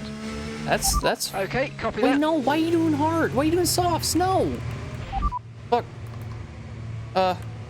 Copy that. Hards next time we box. Understood. Stopping this lap. There, okay. Whew. But to say, like, he did softs, and he wanted to do softs and he wanted to do hards. I'm like, no! Okay, stand by. We see a problem our end and we're looking into it. Excuse me, what? What do you mean a problem? Is it my brain? Did it malfunction? I mean, it kind of did. Or is it your brain that malfunctioned? Well, I mean, I won't use up a whole lot of battery, which is nice. Okay, And I won't have DRS. DRS. We're working on a fix. Right, Well, drop your speed. I'm Our coming into delta's the too pits, low, so we're gonna I'm risk a kind of hoping that penalty. they fix Slow it. your pace immediately. Kind of hoping they fix it on this pit stop. It'll kind of suck, Okay, remember to pit this lap. though. Oh, I'm going to. And we're going on to the hards all the way to the end. You know what? I'm probably gonna... I'm definitely gonna get close to fucking... Well, I'm close to him. Come on, get into the pitch. Get into the fucking pits. Get into the pits. Get your ass in the pits. Exactly. Get your motherfucking ass in the pits. Let's go. I'm close as fuck to you now. The safety car is waiting off of turn 1, too.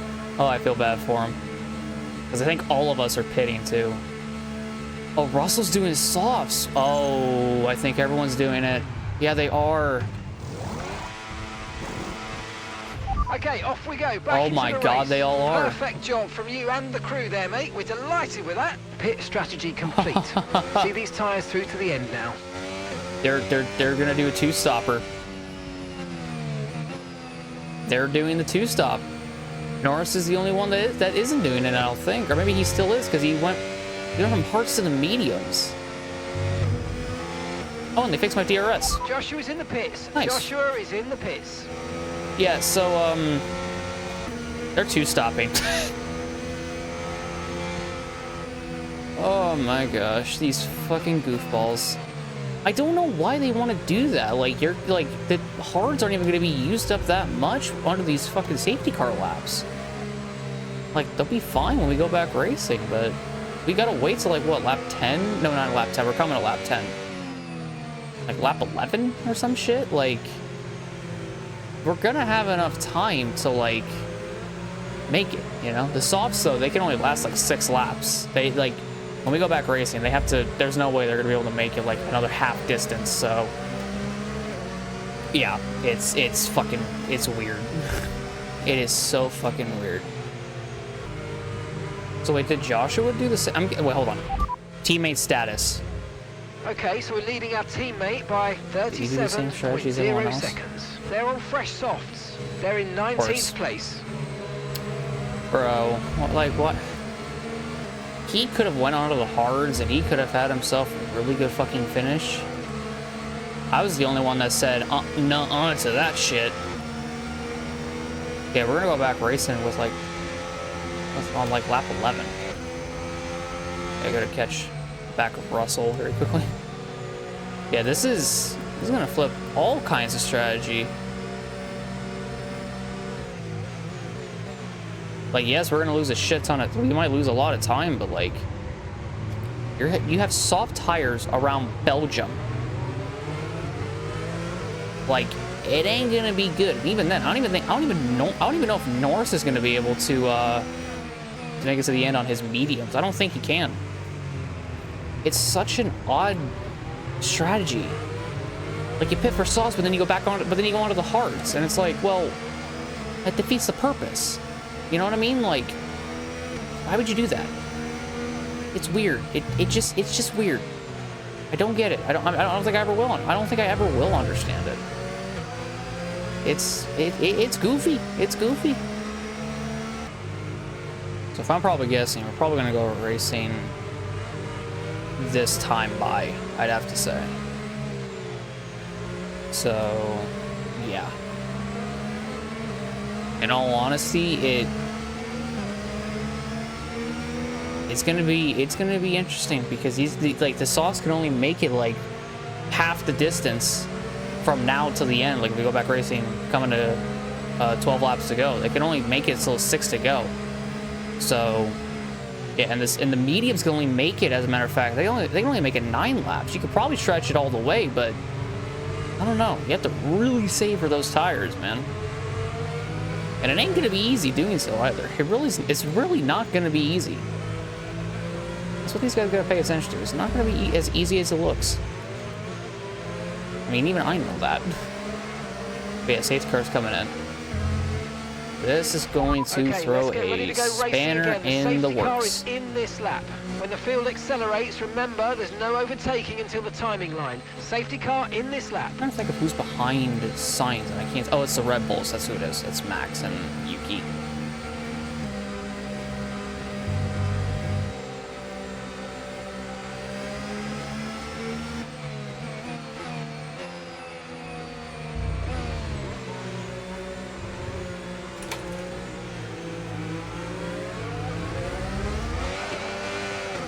Oof. Green flag. Tires acted a Gap to your little teammate stupid. behind, 8.4 seconds.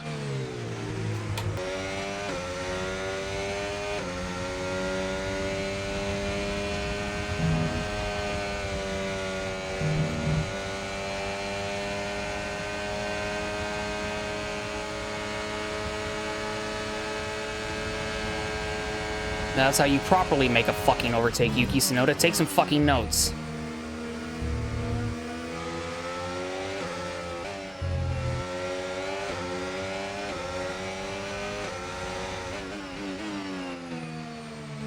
We just took the lead away from George.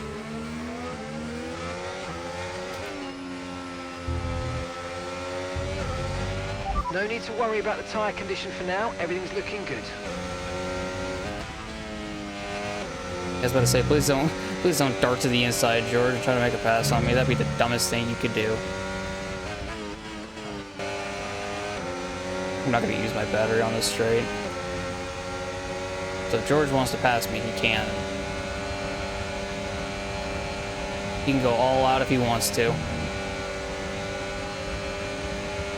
I just have a little trick up my sleeve.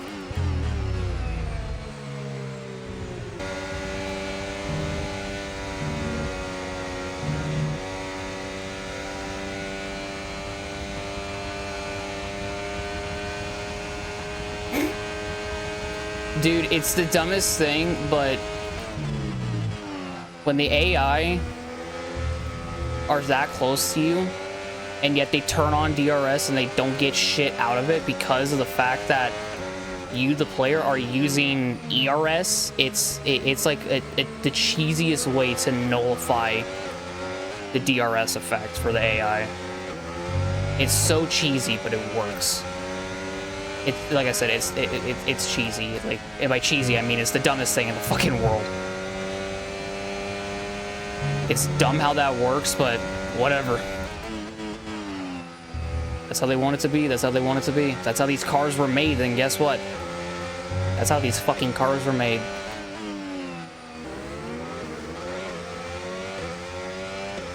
Oh, someone came into the pits. It was actually the McLaren of Piastri. What the fuck? That was really early from Piastri. I don't know if he's trying to do like an undercut or what, but his tires going away that badly? Or did he have like damage on his front wing? He may have had damage, now that I think about it. See, look, Verstappen had the right idea. Put it on the fucking hards. Go to the end, like me. We got like 10 laps to go, and I don't really know if this is how it'll end up being. Max might end up getting me because I already know Hamilton and Russell are gonna pit. Probably Norris is gonna pit too. The only ones that I know for a fact are not gonna pit is myself and Max. Norris is like on the fence. I'm like on the fence on if he's going to pit or not. This is gonna get interesting here in the final few laps because I'm not using ERS down this straight right now. It's only when I'm down the straight after Radion and Eau Rouge is when I really use it.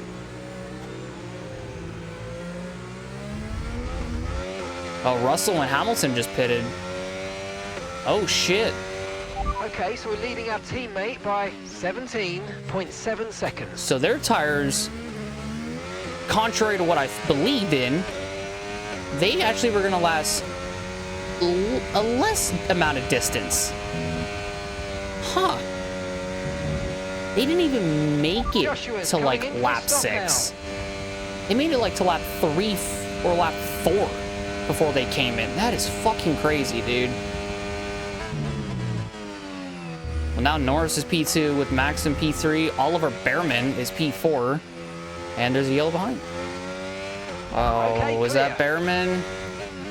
That's Bear. Are you fucking kidding me? That's Behrman. He's out. Bruh. We could have had an Oliver Behrman podium on the table. And now we're not gonna get shit. As I just go off track. That's my protest for Oliver Behrman DNFing.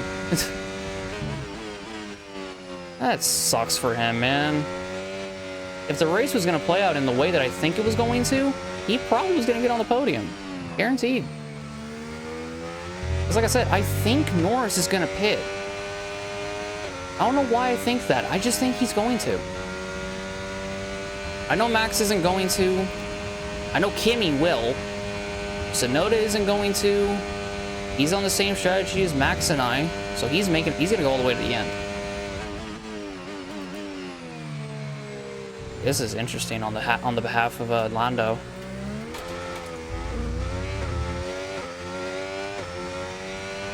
Well, we got 7 laps to go? No, we still got 8 to go. Okay.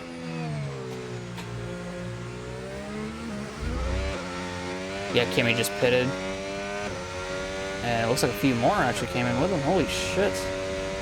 That is so many more fucking people than I thought it would be. So Albon's running an amazing P5 right now. That is fucking crazy. That he is running that well.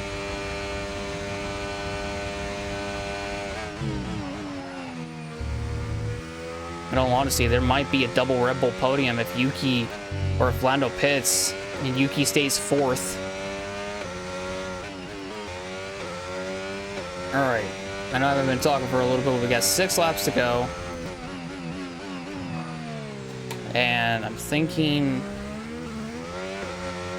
I don't know if Lando's pitting, in all honesty, because he is still trucking along. He's sticking by, like he's not really losing a whole lot of time. I'm guessing his tires can go the Tire distance. condition still looking good. I mean, yeah, they're doing pretty good. They're not too bad. On the gravel, fuck. But I think in the case of Lando, for his tires, I think he can go the distance because, like, it's so close to the end of the race. Putting the mediums onto the safety car may not have been the best strategy call. It is better than putting on the softs, then the hards, like 3-4 laps later after putting them on. It's just a waste of tire, essentially. You didn't really gain any time out of it either, so it's like, what would have been the point, you know? But for Lando, it's difficult to tell because it's like, okay, he's ran 6, almost 7 laps now on those mediums, and he's still like roughly a 1.5 seconds back from me, and still ahead of Max by quite a bit too. About the same amount of time he is to me to hit to Max. So it's like his tires are not falling away. I know that for a fact because I'm watching him just stick by me. And he peels off the pit road. Okay, well that answers my question. That answers that. So now that he's pitted, that'll put Verstappen and Tsunoda up to 2nd and 3rd. Then he puts on the softs. Okay, that's going to be interesting because I think he can actually run back down YUKI and pass him. If he doesn't get passed by Hamilton, which I think he's going to get passed by Hamilton. Yep. Unless he comes out of the pits ahead of him, which doesn't look like it. Okay, so Russell, Albon, and Hamilton are going to be ahead of him. There might be one more driver, I think, that's ahead of him. But for now, it's just those 3, I think, and that's going to be a grueling task for Norris, because that's going to be a mountain he doesn't really want to climb, but doesn't really have any other choice. However, if he does pass the 3 of them in a reasonably fast, fashion, I genuinely think he can get to YUKI and pass him. But then again, this is F1 in the year 2025. Gee, what the fuck am I kidding? This is the ground effect cars where no one wanted to pass anybody, so I'm in the grass. Or not in the grass, the gravel. They both start with a G. They're just different sayings, different meanings. There's also a shitload of time to Max though doing that, so yeah. But yeah, I think he can get Sonoda. But with the cars the way they are, it might not be possible. Got 4 laps to go now. Keeping a pretty steady gap over Max behind, so I'll take it.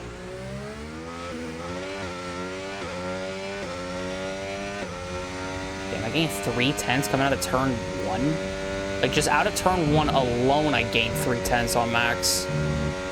That is insane. We just rocketed out of turn 1 like it was nothing. Holy fuck.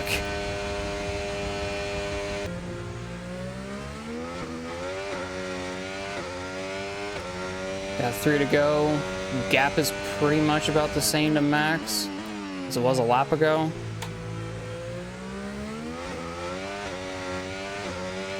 Definitely didn't gain a whole lot of time coming out of that corner. Gained some. It wasn't a whole lot, but it was some. Still pulling him by quite a bit too, so that's crazy. Lando just set the fastest lap of a 1:47.0, and we're like second down from that fastest lap. Our fastest lap is the second down from that fastest lap. That's also because he's got fresher tires. He's also got the softer compound as well, so he's got both of that. Softer tires and a fresh compound of tires, which got him the fastest lap. He's not making as much progress as I would have thought on the guys ahead, like Russell and Hamilton. He's just now at Russell. So yeah, Norris's quest to maybe finish on the podium, it doesn't look like it's possible now.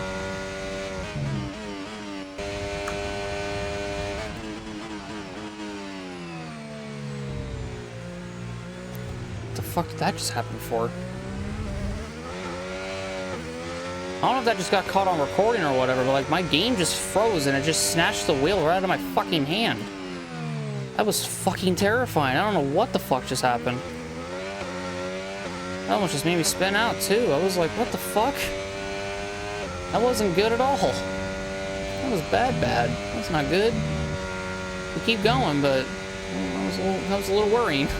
Not gonna lie. I don't know if, again, like I said, I don't know if the recording caught that, but my wheel pretty much left my fucking hand there for a second.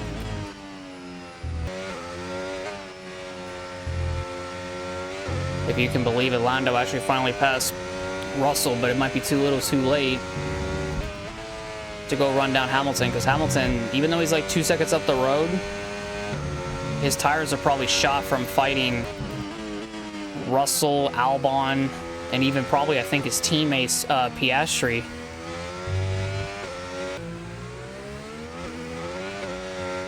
All right, here we go. White flag. One more time. Okay, final lap. Let's go. One more time around Belgium.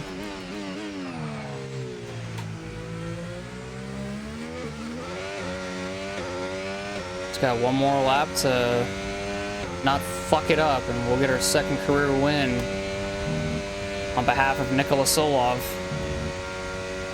Not only get his second career win, but also get the team's second win for the F125 playthrough. And the funny thing is in both races, Austria and now this one, the guy that I'm mainly fighting is Max Verstappen. Thought this time around it would have been both Lando and Max again, like it was back in Austria, but no. It was the complete opposite, especially with Lando pitting there towards for some reason, or not for some reason, but just odd strategy call and going a long distance on the medium and then pitting for the softs. When in all honesty, he probably could have went to the end on the mediums that he had on, even if he lost, even if he was going to lose a lot of time.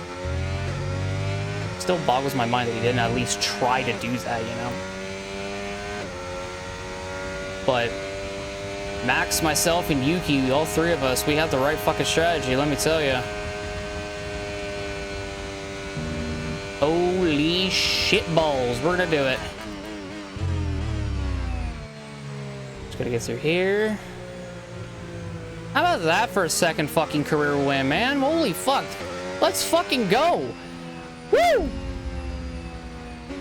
Second fucking career win. Yes. Awesome. Just amazing, mate. Well done. Oh my gosh. I did not think this one would happen. Woo! Yuki Tsunoda driver of the day. He gets his first podium as well. Hell yeah. It's victory! And what a victory for Nicolas Soloff. They had to be decisive with their overtaking today as they worked their way through the field. And those kind of race victories are so enjoyable because it's not just like winning from the front. They really had to work for it today. The faces on our top three look so incredibly happy as they make their way up to the podium. A much-deserved victory and a brilliant performance from them all.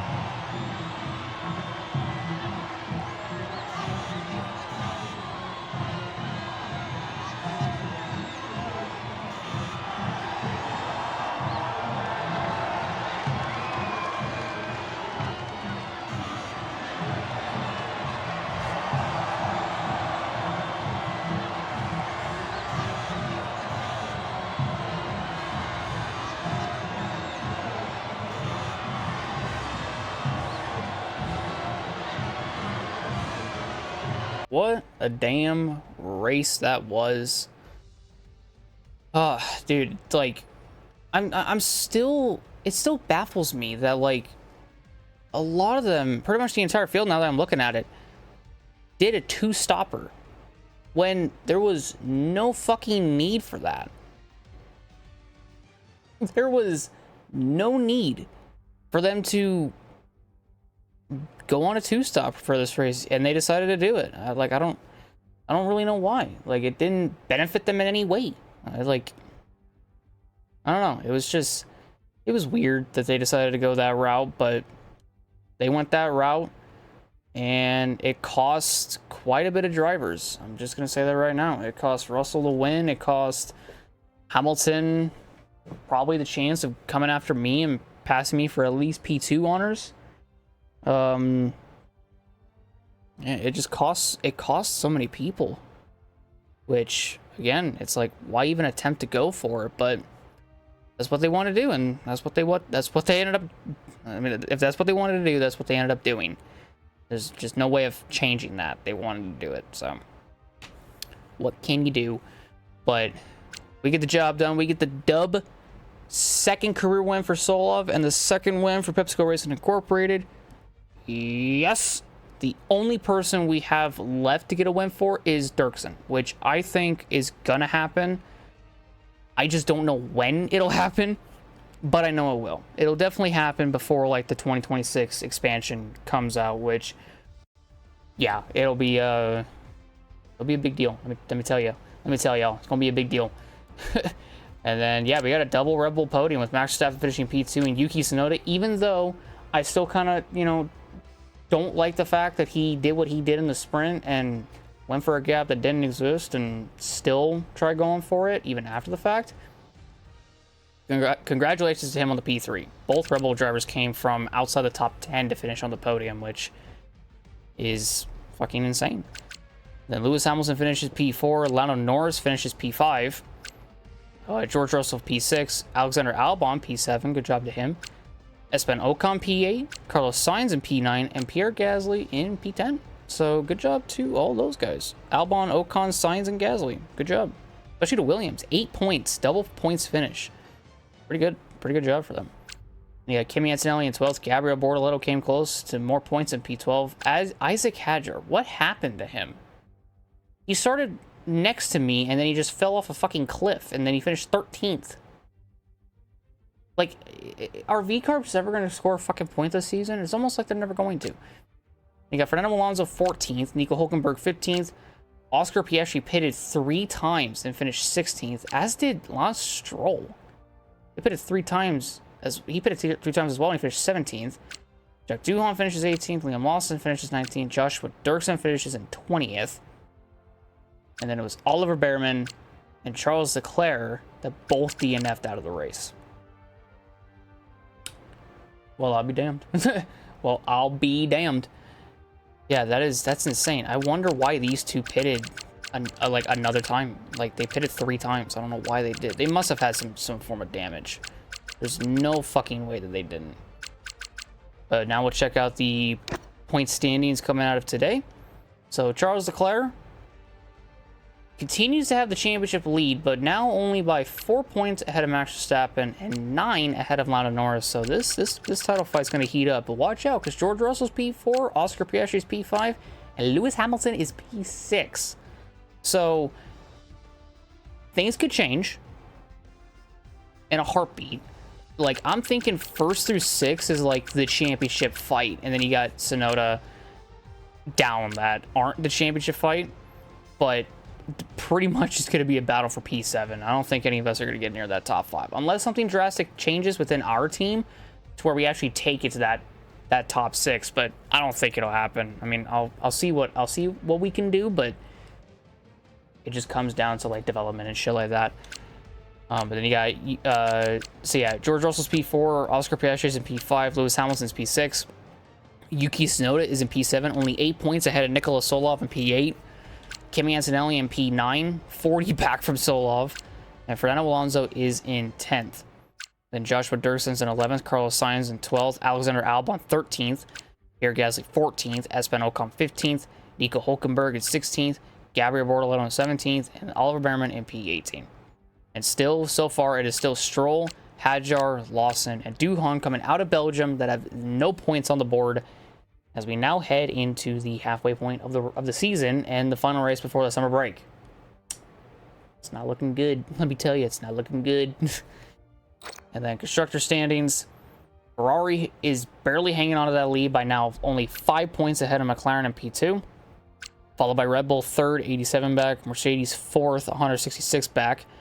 Ourselves in P5, almost breaking into the 100-point column with 98 points. Then Williams in 6th, Aston in 7th, Alpine 8th, Haas in 9th, Kicksauer in 10th, and the V-Carb team in 11th. With, once again, a giant fucking goose egg worth of points, aka 0. What the fuck? What the fuck is happening? Oh, man. I don't get it, but, you know, it's whatever. And here are the drivers that score points. We actually scored the most points of anybody all weekend. We scored 29 points. That's a first. Look at us up there. Fuck yeah. So yeah, 11 drivers score points from ourselves all the way down to Sainz. Hell yeah. Pretty good run, I'd have to say, for everybody. Pretty good weekend. Now we're gonna celebrate this win for a long time to come. Ooh, yeah, baby. No damages on any cars. Full $100,000 for the weekend total. And fan sentiment. Ooh, I think it's 3. Yes! Our fan rating is number 3. Let's go. And our sentiment is still at 3 fucking arrows going up. Yes! That is good.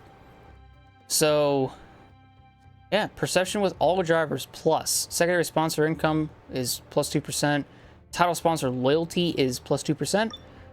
Recent sentiment. Some good races recently. Pace and performance have brought in some decent results. Qualifying has been great to watch. Recent results are really positive considering what the car is. Top step of the podium, that's what we like to see. Hey, I like to see this shit too. Like, we have 6 fucking fan bonuses. It don't get any better than that, bro. It fucking don't. It really doesn't. But hey, I'll fucking take it. Oh, come on. The fucking development fail for that, dude. Oh, for sponsorship opportunities for next season. Oh, shit. Okay, so wait, what do we got? So, okay, I don't even know how long it'll be till the next race. But let me go through all this stuff first. Messages, top step of the podium, boost in fan recognition. So that's awesome. Let's see, owner training. It looks like we had available points, but we ended up getting a lot of these done coming into the race weekend, so that's nice. Healthy competition, or 50 resource points after each race while winning a rivalry. We're not even in a rivalry, so that's what's crazy. Exemplified success. Impacts to morale and engineering are more beneficial when fan sentiment is positive. Okay, we'll do that then, unlock that. So we can, like, go to these here, the walk and end this together training that we'll have to do later. Yeah, fan rating. We're doing pretty good. Receive 500 resource points for the next fan award. That is insane. So yeah, we are the top team ahead of VCarb, Haas, and Sauber. We are just behind Alpine and we're just behind Alpine, Aston Martin, and Williams. Whew. We're on a good trajectory here at this point. We're on a good fucking trajectory. Performance-wise, though, it's gonna be a little bit till we get any more of these. But yeah, and then we'll head here to engineering. I forgot my engineering was phase 2, but that's fine. So yeah, research. Was it durability that failed? No. What was it? It says there was something new in here for progress. Oh, I think this might just because I can maybe add another one in there. Can I? Wait, I can do 2, can't I? Yes, I can. Perfect. I'll do the halo because I need that to balance out the front and rear downforce for the ones that I've at least done. So there's that. Developments. This is where the durability failed. So we'll get that back on, back going. It'll come in after the summer break, which will be good. So 23 days to research, to develop it, and then all that sort of stuff. The beam wing should also come in beforehand too. There is so much fucking powertrain shit that I want to do, man. Oh my god. I really just feel like if I focus all my attention on the powertrain shit, it's gonna be, we're just gonna go whoop, we're just gonna fucking skyrocket. Personnel doesn't look like anything here. Corporate, we're definitely gonna do some of that here in a second because the sponsors. So let's figure out the sponsors. Here are our options. Oh, We've done the initial due diligence, and any one of them would be a great fit as our title sponsor for next season. Select a sponsor to dig into their proposed contract details. Okay. You can accept the proposed terms now or propose a counteroffer. Counteroffers take time to consider, so we only have a certain number of attempts in the time we have left. So we have a good working relationship with Saren. Their weekly income is still far more better than Xenon and X4MIG. The signing bonus is better. The weekly income is less for both. The seasonal goal is a lot more. But I don't really know if I really want to do that. But I also think, like, man, I think I have to stick with Saren. Like, I just have to. Well, if you're happy with the contract proposed by this sponsor, then you can select it to confirm the contract for next season. Alternatively, you can try to propose a counteroffer. What is a counteroffer? I'm curious about that. What is that? Proposing a counteroffer is a good way of tweaking the contract to suit your requirements better. But be aware, your counteroffers aren't guaranteed to be accepted. It takes time to propose a counteroffer and then receive an answer back. So there's a limit to how many times we can attempt a counteroffer before we run out of time to secure the sponsor for next season. If that's the case, we'll have to settle for worse terms. Huh. Okay. So wow. So there's a higher income, easier seasonal goal, more favorable contract. See, like, the signing bonus is what, like it shows the big money or whatever, but it's like, if it's not like a weekly income kind of fucking thing, then I don't want it. So, like, this weekly income, it lowers the seasonal goal, ups the signing bonus, and keeps the weekly income the same. The weekly income for this one is lowered, the signing bonus is lowered, and the seasonal goal is lowered. This one, the weekly income is higher, but the signing bonus is weaker, but the seasonal goal is better. So I like this one more. Okay, we've sent off that sponsor contract proposal. Good. With any luck, we'll hear back soon. I'll keep you posted. Cool, thank you. I appreciate you. Great news, boss. Yes! The sponsor we were after are pleased with our proposals and are happy to sign. I'll get all the relevant paperwork sorted. All that's left to say is, congratulations. Hell yeah, we're probably going to be known as Saren PepsiCo Racing. Wait, can I change my fucking team name to Saren PepsiCo Racing Incorporated? Hold on a sec. Hold on. Continue. Sponsor contract signed. Nice. Okay, I'm gonna see. Hey, locked in. Secured a contract with a new title sponsor. Okay, so I'm gonna go here. Hold on.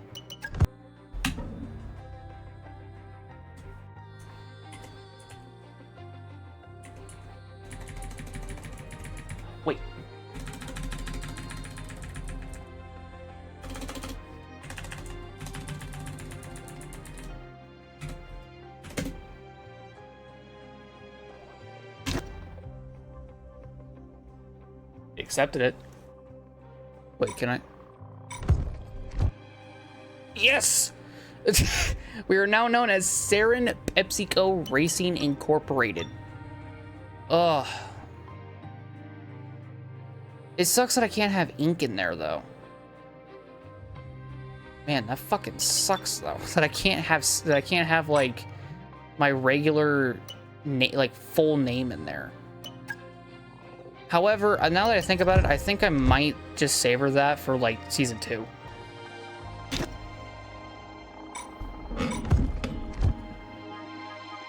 There we go. So we're back to PepsiCo Racing Incorporated. But yeah, I think for season 2, that would probably be a better time to like finalize the fact that we're going to be known as Sarin PepsiCo Racing. Unfortunately, I won't have Incorporated, but just think of it this way. We're essentially going to be known as Sarin PepsiCo Racing Incorporated, because even fucking though V-Carb can have that gigantic ass fucking name, I can't have anything fucking close to that for some fucking reason. So yeah, I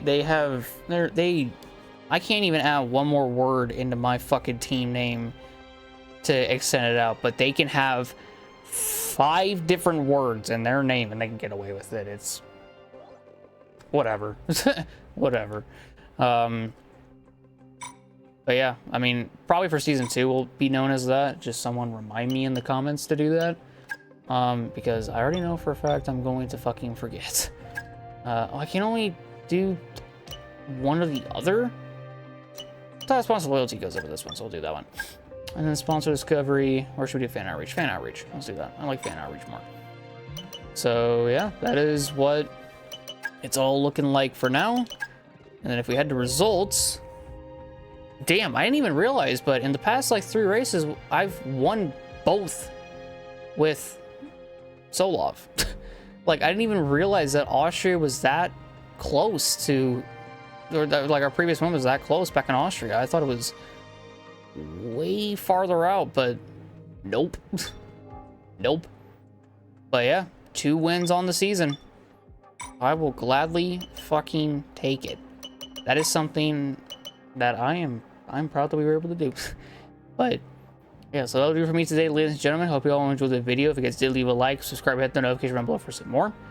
The next race will be the Hungarian Grand Prix, the last race before the summer break, and we'll kind of see how that all kind of shapes up. But I am going to try to upload more F1. I am going to try to do like maybe 2 to 3 F1 videos a week. Maybe have some NASCAR 25 separating them, and then obviously for Saturday, do the NASCAR iRacing 2003 career season. And then maybe I'll push, in all honesty, I might push that to Sunday, so that when Sunday does come around, there won't be that much of a gap in between. There won't be like a 2-day window, I guess you could say, from the regular from the in-car version to the play-by-play version, because I'm not gonna upload a video in between both of those races, or those versions, I should say. So I think I might push it to Sunday for that, and then it'll be uploaded like Tuesday. But like Wednesday through Saturday, it'll be like F1, NASCAR 25, F1, NASCAR 25, and then NASCAR Racing. In all honesty, I might try to do 3 videos of F1 25 first. Then once season 1 is done, I can focus the majority of my attention on NASCAR 25. There's a lot, trust me, there's a lot. But I'm trying to do things more consistently because I'm really bad at it, and I'm trying to get better, and I hope that this will be a good learning step for me. So yeah, hopefully you guys are ready to see what I can do. I'm ready to see what I can do as well. But thank you all so much. I'll see you all in the next one. Have a great day, everyone. I love you all oh so very much, and goodbye.